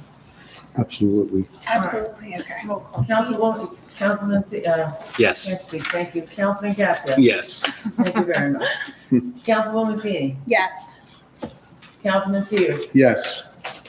Councilwoman Velez. Yes. Council President Morgan. Yes. Thank you. Okay, so resolutions for these votes will be on for the September 6th meeting. Okay. Do we vote again, Ken? Well, you're gonna vote, you vote on the resolution, kind of like the planning board, where you take a vote on something, approving it, and then you have memorializing Okay. resolution, that's what it's like. Thank you.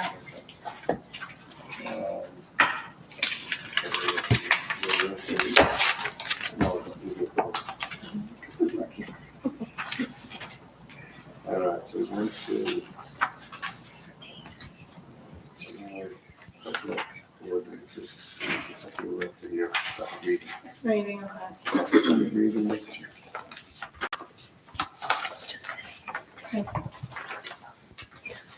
Okay, yes, okay. So, Ordinance number 22-12, an ordinance amending use regulations in the Class C district and modifying the procedure for certificates of continued occupancy on the change of occupancies in the Washington Township Center.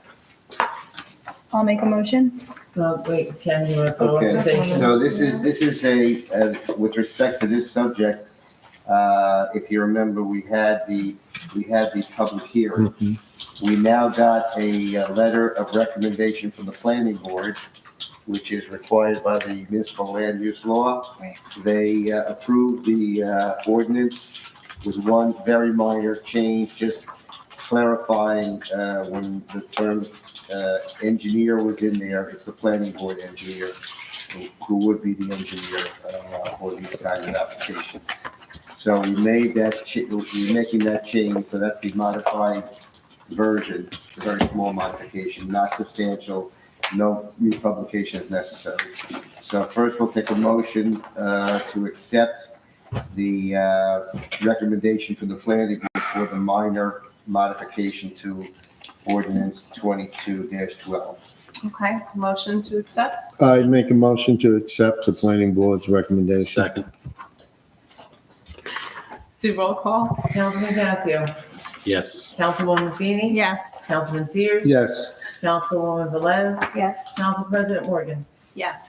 Oh, and that was the, okay, so That was the, what's this? No, that was for to accept the Accept it. recommendation. Now you have Then you to have to adopt authorize. the Yeah, 22 dash pro. What you're thinking here is, oh, The marked up one, I'm sorry, yeah. Motion to adopt, where is that? That's on that page. yeah. Same page. I'm looking for it. Oh, here it is. I was looking at the original one. Okay, so this is very, On the white page. Okay. Motion to adopt ordinance number 22-12 at second reading by title. So moved. Second. Okay, so roll call. Stop the giggle, Tony. We gotta get to this. Tom, Councilman Gassion. Yes. Councilwoman Feeney. Yes. Councilman Sears. Yes. Councilwoman Velez. Yes. Council President Morgan. Yes. Thank you. okay, now we're up to 22-14, sir? Yep. Everything's the same. So you just stick to your original purple. Now we go back to the purple. Yeah, you're fine with that. 22-12. 22-14. Ordinance amending the requirements for the building members. Okay. Or we can just stay with the white. White. Yeah. That's all I want then. 22-14, ordinance amending the requirement that building numbers are affixed to all such structures in the Township of Washington. Resolution number 22-302, authorizing second reading and opening of a public hearing for ordinance 22-14. May I have a motion? So moved. I'll second. Sue, roll call. Yes, I'm sorry. Mhm. Motion, you second. I was just checking. Councilman Casio. Yes. Councilwoman Feeney. Yes. Councilman Sears. Yes. Councilwoman Velez. Yes. Council President Morgan. Yes. Seeing none? Anybody else? I think there is. No, that's what I was just checking. No, there's nobody up here. Okay, I see. Okay, nobody. All right, motion to close public hearing for ordinance 22-14. May I have a motion? So moved. Second. Okay, Sue, roll call. Councilman Casio. Yes. Councilwoman Feeney. Yes. Councilman Sears. Yes. Councilwoman Velez. Yes. Council President Morgan. Yes. Okay, motion to adopt ordinance number 22-14 at second reading by title. So moved. Second. Roll call. Councilman Casio. No. Councilwoman Feeney. Yes. Councilman Sears. Yes. Councilwoman Velez. Yes. Council President Morgan. Yes. Ordinance number 22-15, an ordinance establishing an art program within the Recreation Department programs. Resolution number 22-303, authorizing second reading and opening of public hearing for ordinance 22-15. So moved. Second. Roll call. Councilman Casio. Yes. Councilwoman Feeney. Yes. Councilman Sears. Yes. Councilwoman Velez. Yes. Council President Morgan. Yes. And there's no one here to discuss, so motion to, Anybody else? no one's on there, right? Nope. All right, motion to close. So moved. Okay, 2 seconds. Daisy. Second. Okay, Sue, roll call. So Tony Daisy. That's Stacy and Daisy. Sorry. Councilman Casio. Yes. Councilwoman Feeney. Yes. Councilman Sears. Yes. Councilwoman Velez. Yes. Council President Morgan. Yes. All right, we're gonna take off the, bottom half, the introduction of the first reading. For right We're gonna have now. to do adopt the ordinance of 2215. Yeah, we're not Say it done. again? We're not done with that. Yeah, adopt the ordinance. 2215. Oh, I'm sorry, motion to adopt ordinance number 22-15 at second reading by title. So moved. Second. Okay. I'm sorry, who did the motion down there? Me. Stacy. Easy. Councilman Casio. Yes. Councilwoman Feeney. Yes. Councilman Sears. Yes. Councilwoman Velez. Yes. Council President Morgan. Yes. We done? Okay. Okay. Let's see.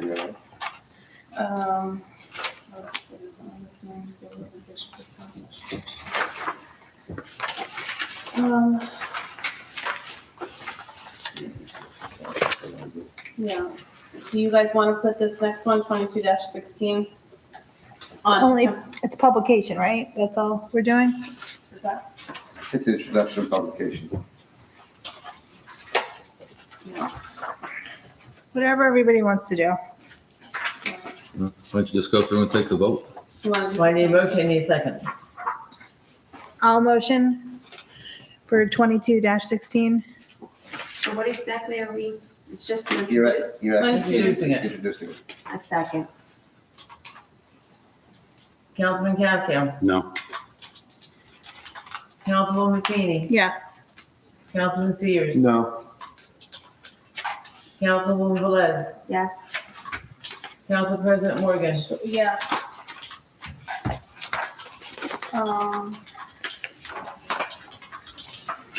and then we're gonna do 22-304, authorizing the publication. Resolution number 22-304, authorizing publication of ordinance number 22-16 and schedule public hearing. So moved. Second.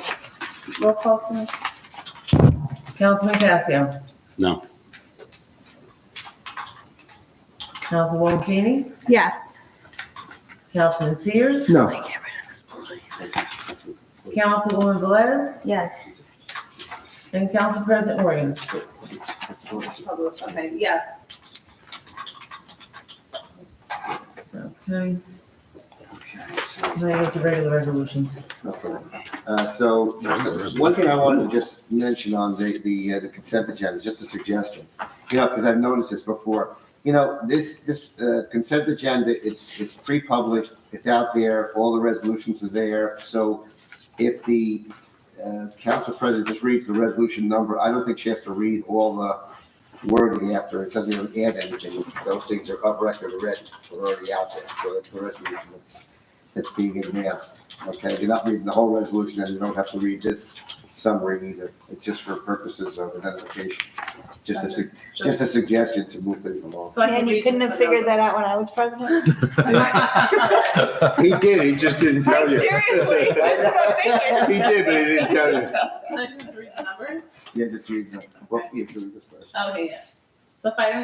The following items have been Just determined saying. to have the unanimous consent of council and will be enacted in one motion. Should any item require independent consideration, any council member may have such item removed from the consent agenda.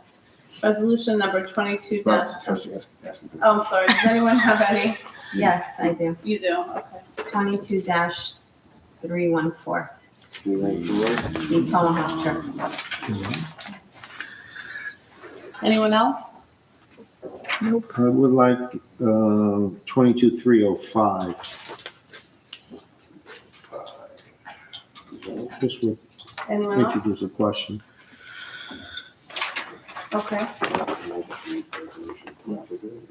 So resolution number 22-306, resolution number 22-307, resolution number 22-308, resolution number 22-309, resolution number 22-310, resolution number 22-311, resolution number 22-312, resolution number 22-313, resolution number 22-315, resolution number 22-316, resolution number 22-317, resolution number 22-318. Motion to approve consent agenda. So moved. Second. All in favor? Aye. Aye. All right, we'll go back to resolution number 22-305. May I have a motion? So moved. Okay. Second? Second. All right. Authorized payment of bills. Tom? Yes, just a quick question. Could we, when the mayor that's not that one. supply us, No, it's not that one. It is, No, 305. 314 is not that No, one. 305. 305. We're on 305. Well, I have 304 down first, because that's the one that you said. first. 314, Okay, you mean? That's fine, No, yeah. 305 and 314. I have 314 down listed first, that's all, sorry. Yeah. 305. No All right, so worries. we can do it. Daisy can discuss it first. No, it's okay, good. Okay, go Tom. okay, thank you.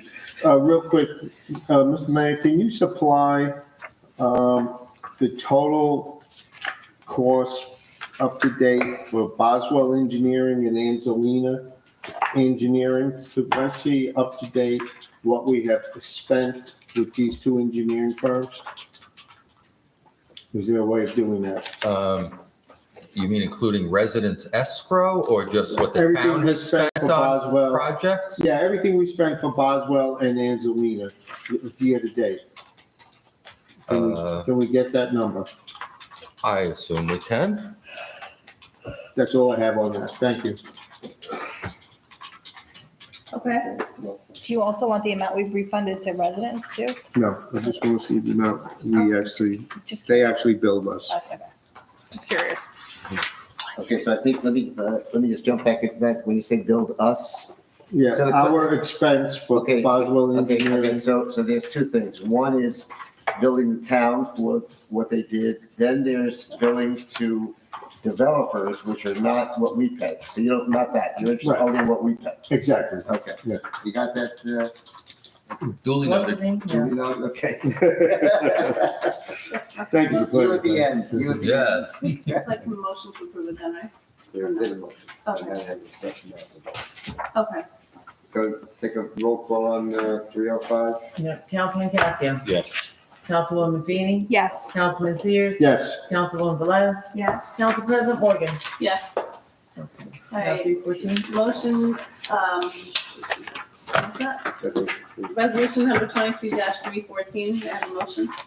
So moved. Second. The discussion? I just need to recuse myself. Oh, Did you go to the camp? Did you have fun? yeah. My dad. Did you get a tomahawk? So, Okay, roll- so roll call. Councilman Casio, Yes. Councilwoman Feeney. Yes. Councilman Sears, Yes. Councilwoman Velez, I recuse myself. Council President Morgan. Yes. You can't do that. I'm sorry. So what do we have left over? The next is we have just conference agenda, which I think we're postponing. Sure. That's it.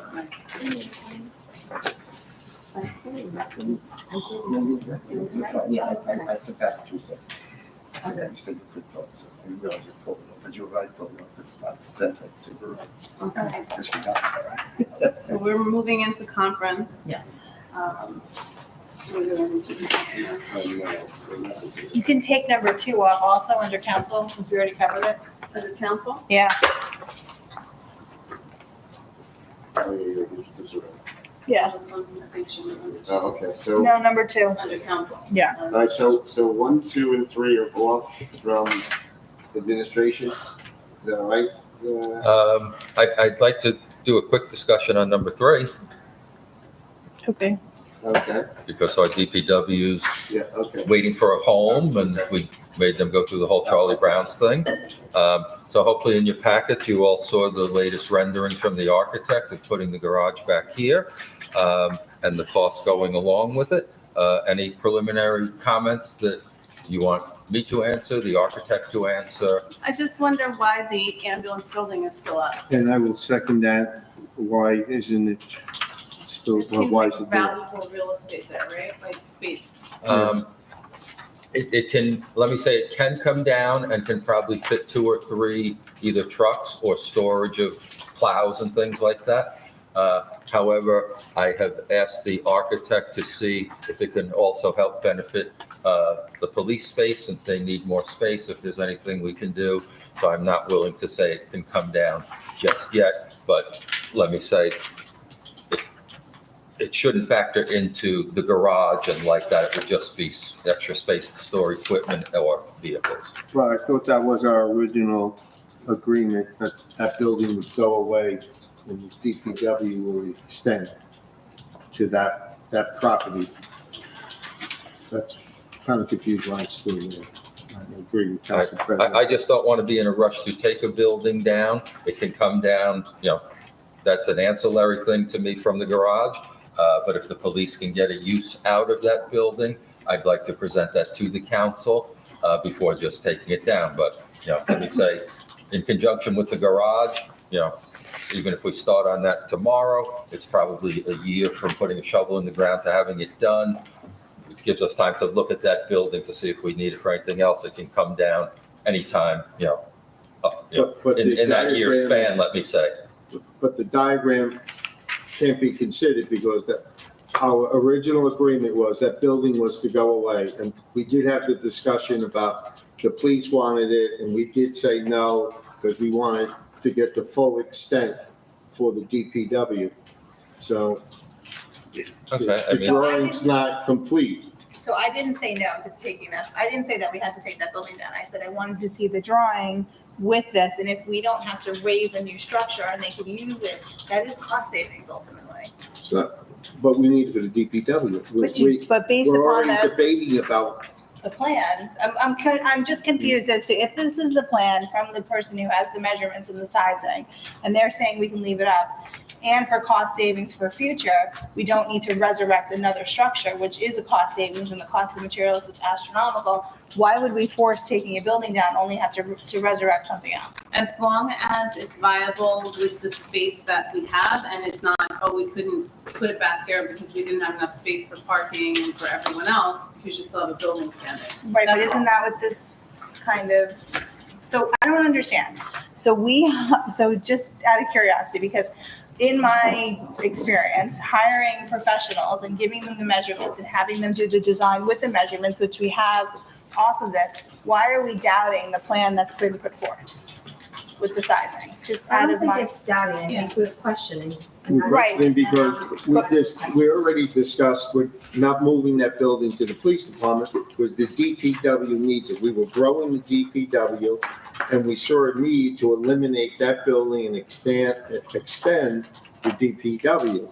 From my recollection of the meeting, it wasn't definitive that building was coming down. The plan was to get a rendering, a drawing with the space, to see if we had to take the building down. It wasn't that building had to come down. Okay, so we see one where the building is down. I mean, that's the administration. That's gonna be another. My question is, okay, if we took the building down and then we needed to rebuild, why wouldn't we keep this temporarily? To do what? Exactly. Yeah, So should we something needed- arise? we have all this equipment that's gonna be stored. But according to the mayor, not that many Well, pieces fit. I would go along with what you're saying if we could get all their equipment there and did not have to go off-site. But there's no way that all their equipment that is currently stored at the swim club will fit in that footprint. So even taking down the ambulance building, you're saying we still need an alternative location to store equipment. Is that Correct. what's being said? That's what I'm saying. So for this dollar, there's still not enough room for our vehicles. Oh, you can. Well, that's not good. That's what I and the architect are currently saying. Consultant's not gonna, taking the I'm ambulance We- down, you it's know, not If gonna that do it. building's not We down, knew the that DPW's not there. At Charlie Brown's, there was enough room to support them at one location. Back here, there is not enough room to support a garage, offices, and their vehicles. It's a small at building, this why do you care location. so much? Even taking the ambulance down. But taking a building down And that's, doesn't make but sense if again, we need space. to me, it doesn't detract from the core thing of the garages and the offices. We can decide in 6 months to take that building down, but why does it affect talking about the garage and the offices? That's the part That's what I I'm don't- confused about. That's what I don't understand. Because can't you expand it out? Expand which, to build the garage itself? Mm-hmm. So you're saying if the garage were built bigger, then everything to the left would shift? Are you saying they need more bays? Like, is that when you say expand out? I don't know, whatever they need to fit their equipment in well- that. Well, like I said, equipment, not everything will fit in that footprint.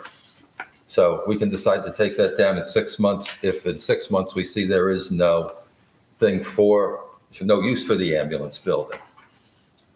But it doesn't, I don't think it takes away from the garage and the offices above the garage. Can you elaborate when you say containers and Doesn't equipment? make sense. Um, Why would we spend more money? what is the containers for? Like, The containers is for styrofoam, cardboard, e-recycling, all the things that the residents currently want, oil disposal that we no longer offer, all of those things. and they would be able to drop off at a designated time or as they need to? And, no, I think anytime DPW is open, those containers would be available to the residents. So it's not like a Tuesday, Saturday? Correct, right. Okay, Mhm, it's yeah. just As long as it doesn't get out of hand where people start putting oil in the recycling containers or things like that, but, all right, well, that's- yeah, so that was the thought for that space next to the building. We currently have a salt. Do we normally keep our salt on our site? We keep the bulk of it down at the county, but they do need some on site here for, if they couldn't get to the county. What they try to do is if they know a storm is coming, they like to get enough from the county on hand to have here. So they're not running back and forth to the county during a snowstorm. And during the off season, they also like to have some salt for other things. I couldn't say what offhand, but they do always like to have some salt on hand. What was it that we needed to remediate? What happened?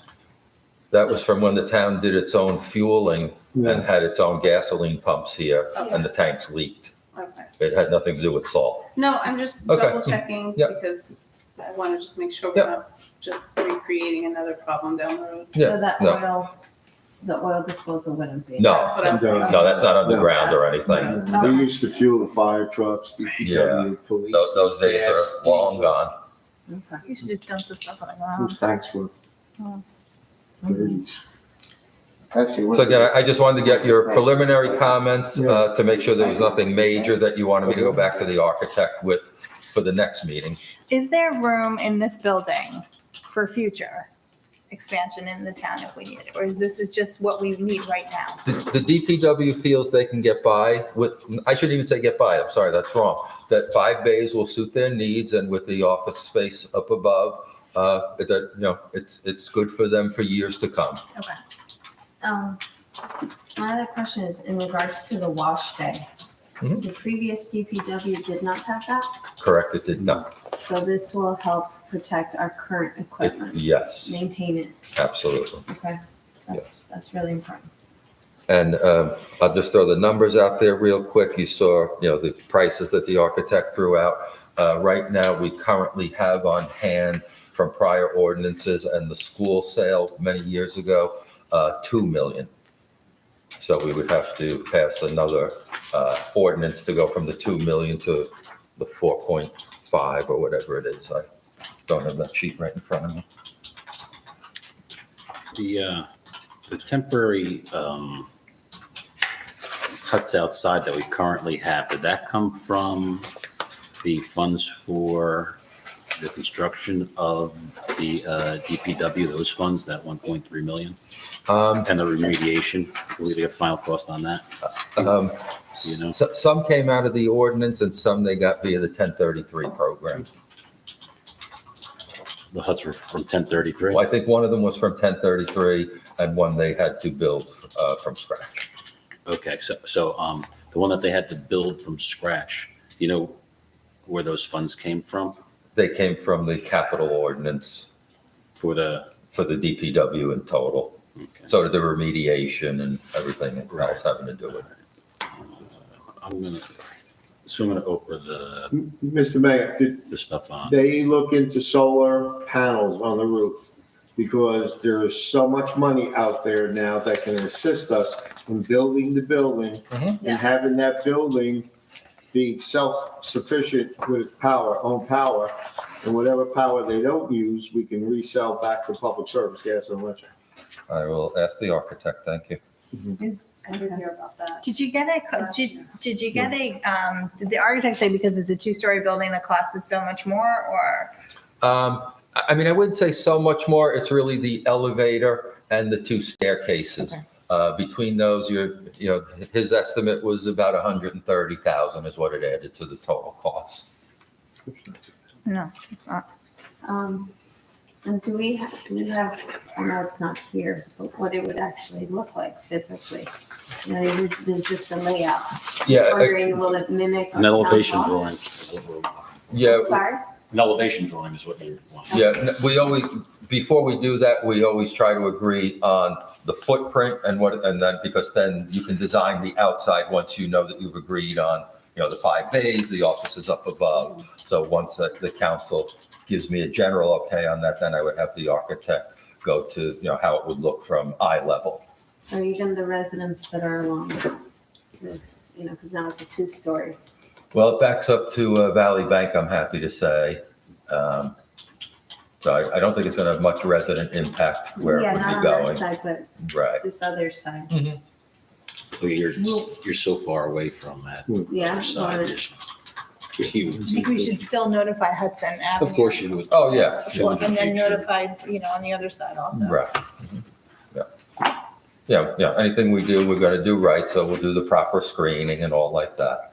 I recall there was an issue with the fencing along the, I guess what is The that? back parking lot. Will that Is that included in this? You know, Let me say, none of that is included in his cost estimate. Those would be, all the only thing that's included is the garage and the offices above. Okay, Yeah, anything else we choose to do is not included in his scope. okay.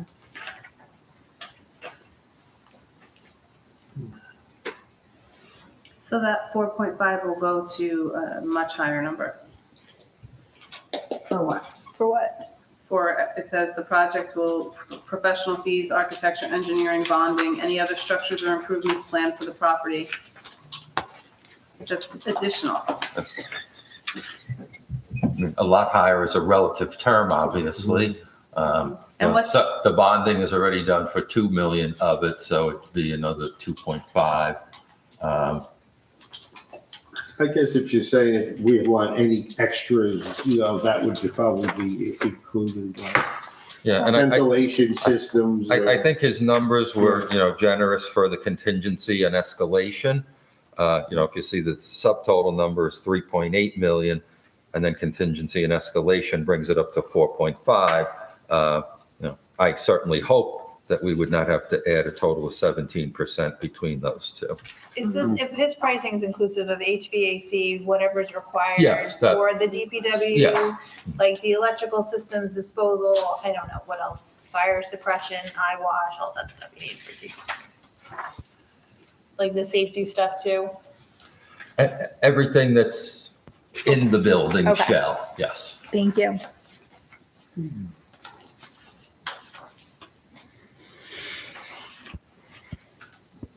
Okay.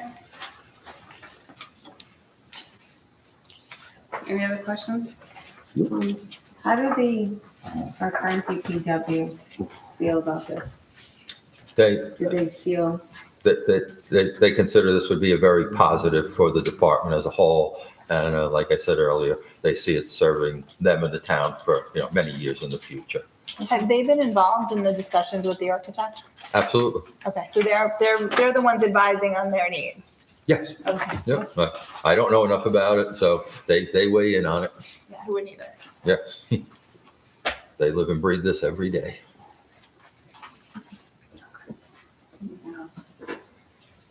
And we don't have, somebody had commented during the meeting that there's tractor trailers.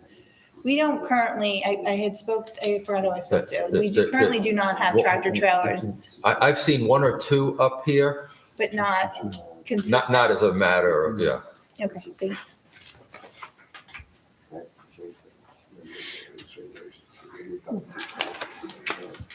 Actually, this one, if there's any questions, it's not the house, give it the numbers.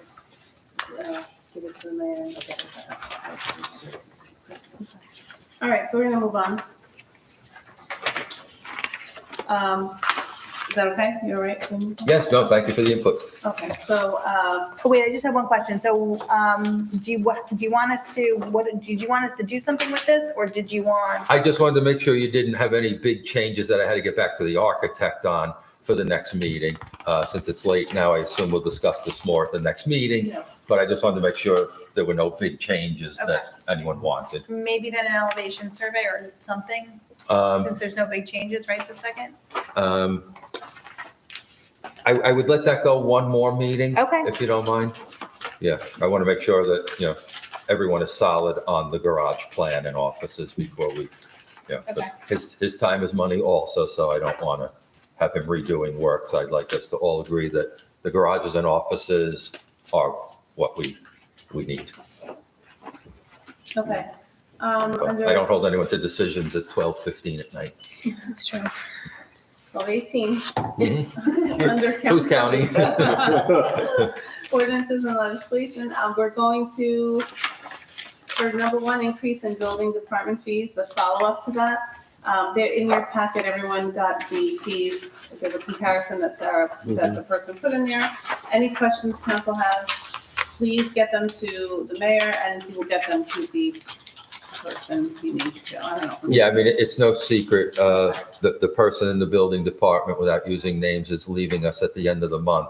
She worked very hard on putting all this together. I'd like her to see it through because anyone new coming in would start from square one almost. And, we're losing money every day. that we don't institute these fees, and we're very behind when it comes to other towns. Okay. So you have that, right, the ordinance For this one, for the building fees, you have that, right? uh, Building department fees, you have that, right? well, we have the comparison. It wasn't going through an ordinance tonight or No, it's a new anything, ordinance It was tonight. just for discussion. For the building department. No, I'm saying, but that means you have the final version to be introduced on The the. 2208, yes. And that's what I'm saying, No, yeah. you said building department fees, that's why I was saying no.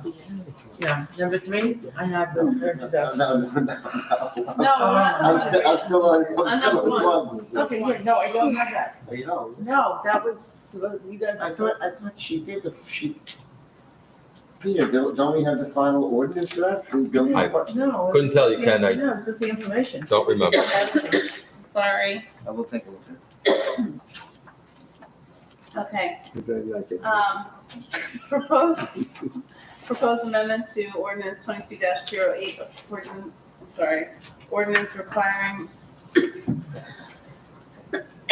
So sorry. Bless So sorry.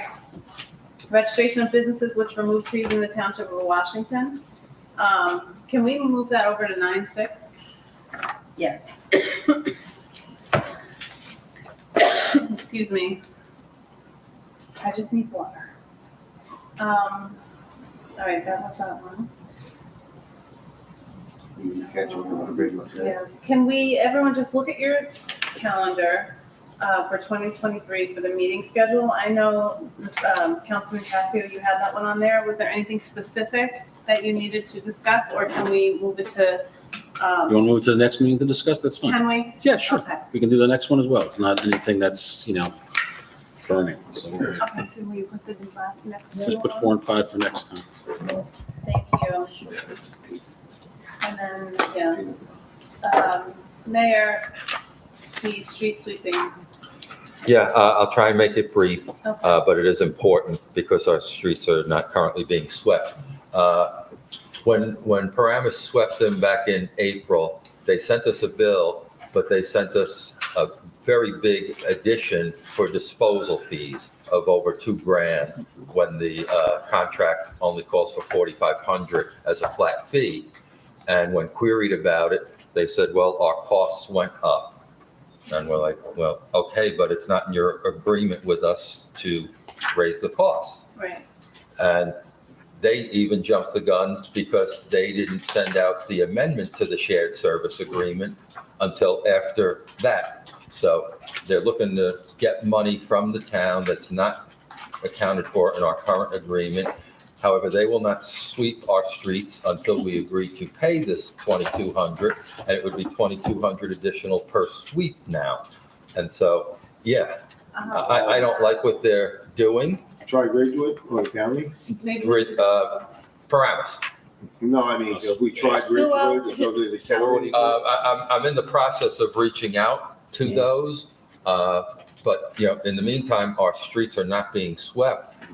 My question is really to the council, how strong a letter, if one at all, do you want Ken to send to them to say, sorry, but this is not in the existing agreement that, we budgeted based on the existing agreement for 4 sweepings. And there Even- helps with contractual agreement, no? Yeah, now, I'll say the risk to that is they, if we hold their feet to the fire, they may not offer us the service in subsequent years. There's also, 5 other towns that are involved, that have the same deals? In checking with some of What'd they those say? What'd they towns, say? Ken, Yeah. they have separate agreements with each town, and some of the towns I reached out to said they already have in there. Oh, that they pay for the. Yeah. Oh, okay. Yeah, but ours does not. Somehow we didn't. Yeah, and it's been like this forever.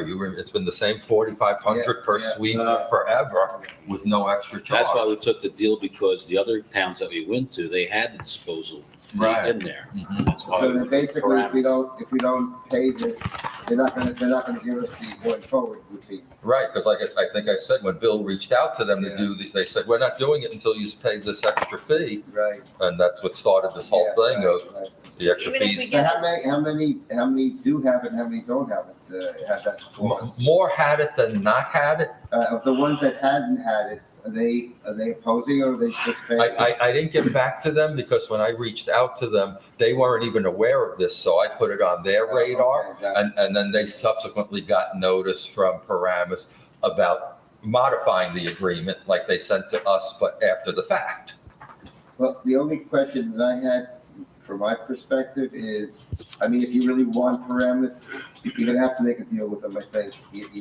Otherwise, you're not gonna get the service going forward. Mhm. Unless, if you think it's a good service, if you think you get it somewhere else, that's different. But maybe a call to their administrator, administrator to administrator, or mayor or whatever, to try and compromise and say, okay, look, it's not in our budget, or something like that. We'll pay something, but not that, just to get by this year. Does that make sense? I'm glad you brought up administrator because we did not vote on the administrator, did we? No. We need to. Yeah, I need that person to start tomorrow or Wednesday at the latest. okay, well then, we'll, We only have So one more yeah. item left. Huh? You have one more item, if anything, left on the agenda. yeah. So, If we go to a new town for street sweeping services, are you of the opinion that the contract is going to include these disposal fees? I would think in today's climate, yes. Okay, Because it so costs we're more gonna, to dump. so we're paying it one way or another, but maybe Paramus would work with us, would be the route. But they shouldn't be charging us I agree. till the end of Correct. till I agree. 2023, especially if we're looking at the dates where the quote came in April, and then they changed just July Yeah, but- 20th. Because the biggest consequence of us not sweeping the streets is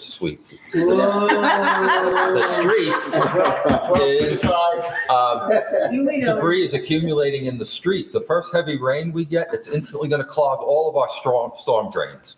And that's going to lead to property flooding. And so I really don't like what they're trying to do. Got us over But- a barrel. I'm also willing to look past it if the council agrees that, it's necessary and Well, how quickly can we find out from other towns if we are even getting a good deal? Can we see what they would? I can reach out to some of the administrators or mayors. For somebody that accused us of not being good neighbors. this Seriously. is Yeah. so Don't get me started. Yes. Yeah. This is, especially with the dates. Yeah, this is involved. pretty bad.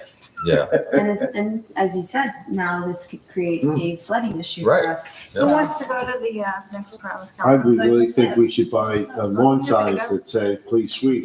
Yeah. Please honor your On contract. your contract. Please honor your Yeah. contract. Well- That's my thing. Do they actually, Ken, if you Yes. looked at the contract, do they actually have an out with us?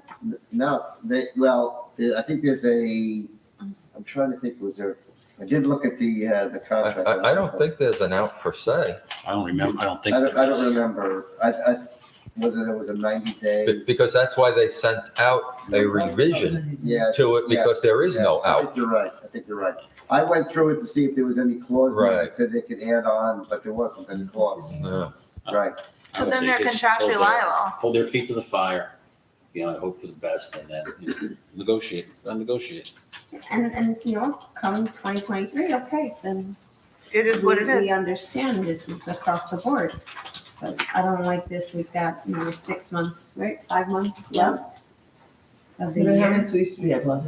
I figure they are sending it out to see what they can get in order to cover their cost. And then if we don't push back, they're not going to do anything. If we push back, maybe they'll negotiate. Mhm. No. Send a strong letter. No, Yes. no, a call, Strong. Conversation is fine. Just honor your agreement. When That's all you was gotta the sweep supposed to happen that they're It- holding? The last one happened in April, and Bill reached out beginning of July looking for the next one. Okay, and because we have 2 left. Yes. I think we should go to the council meeting. Who Okay. wants to have a road trip? So, Only home. all right. So a conversation will happen, right? That's what we Mayor, discussed. mayor. Okay, mayor to mayor or Mayor to administrator, administrator. or our new administrator, that can be the first thing I task him with. Okay, and that was our last thing, right? Because the DPW equipment we took off, or we discussed it already, right? I'm good with it. Now, see, are you looking for a vote tonight on the administrator? Yes. So if you want that, then you have to propose that you want to appoint the administrator. 'Cause Yeah. That's your appointment. And use then- his name. And use his name, and then they have to consent, Okay, majority vote, okay? okay. So, So are we ready for that? I suppose, right, yes? All right. This time we I will word it, and then Ken, you'll correct me or add words as needed, because, Yeah, just take the, you read Yeah. something of a point before. yes, Yeah, all you add is subject to your advice and consent. which Right. I respectfully request. Can I just ask, and I, please forgive me because I'm tired and I may be losing it, but is was there a negotiated salary or is it just, we negotiated what the current administrator was getting, okay. yes.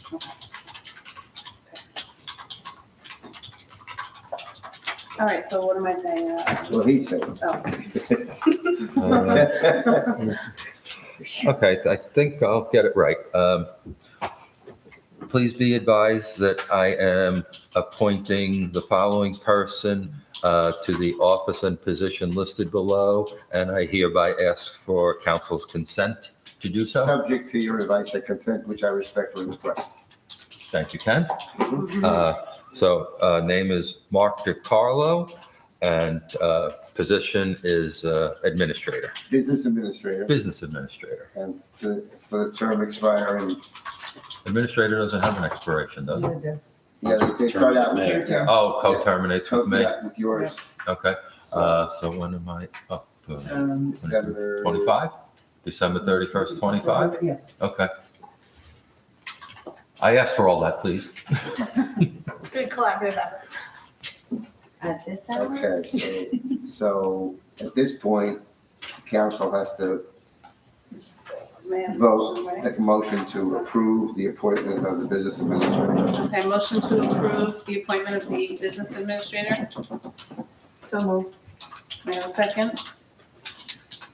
Second. Sue, roll call. Okay. Councilman Casio, No. Councilwoman Feeney, Yes. Councilman Sears, No. Councilwoman Velez, Yes. Council President Morgan. Yes. Okay. Thank you. I think we'll all be very pleased. Okay. I'll be pleased to start to turn that over to someone else. Oh, okay. Motion to adjourn. Hello? So moved. Second. Sorry. We're done? That's it?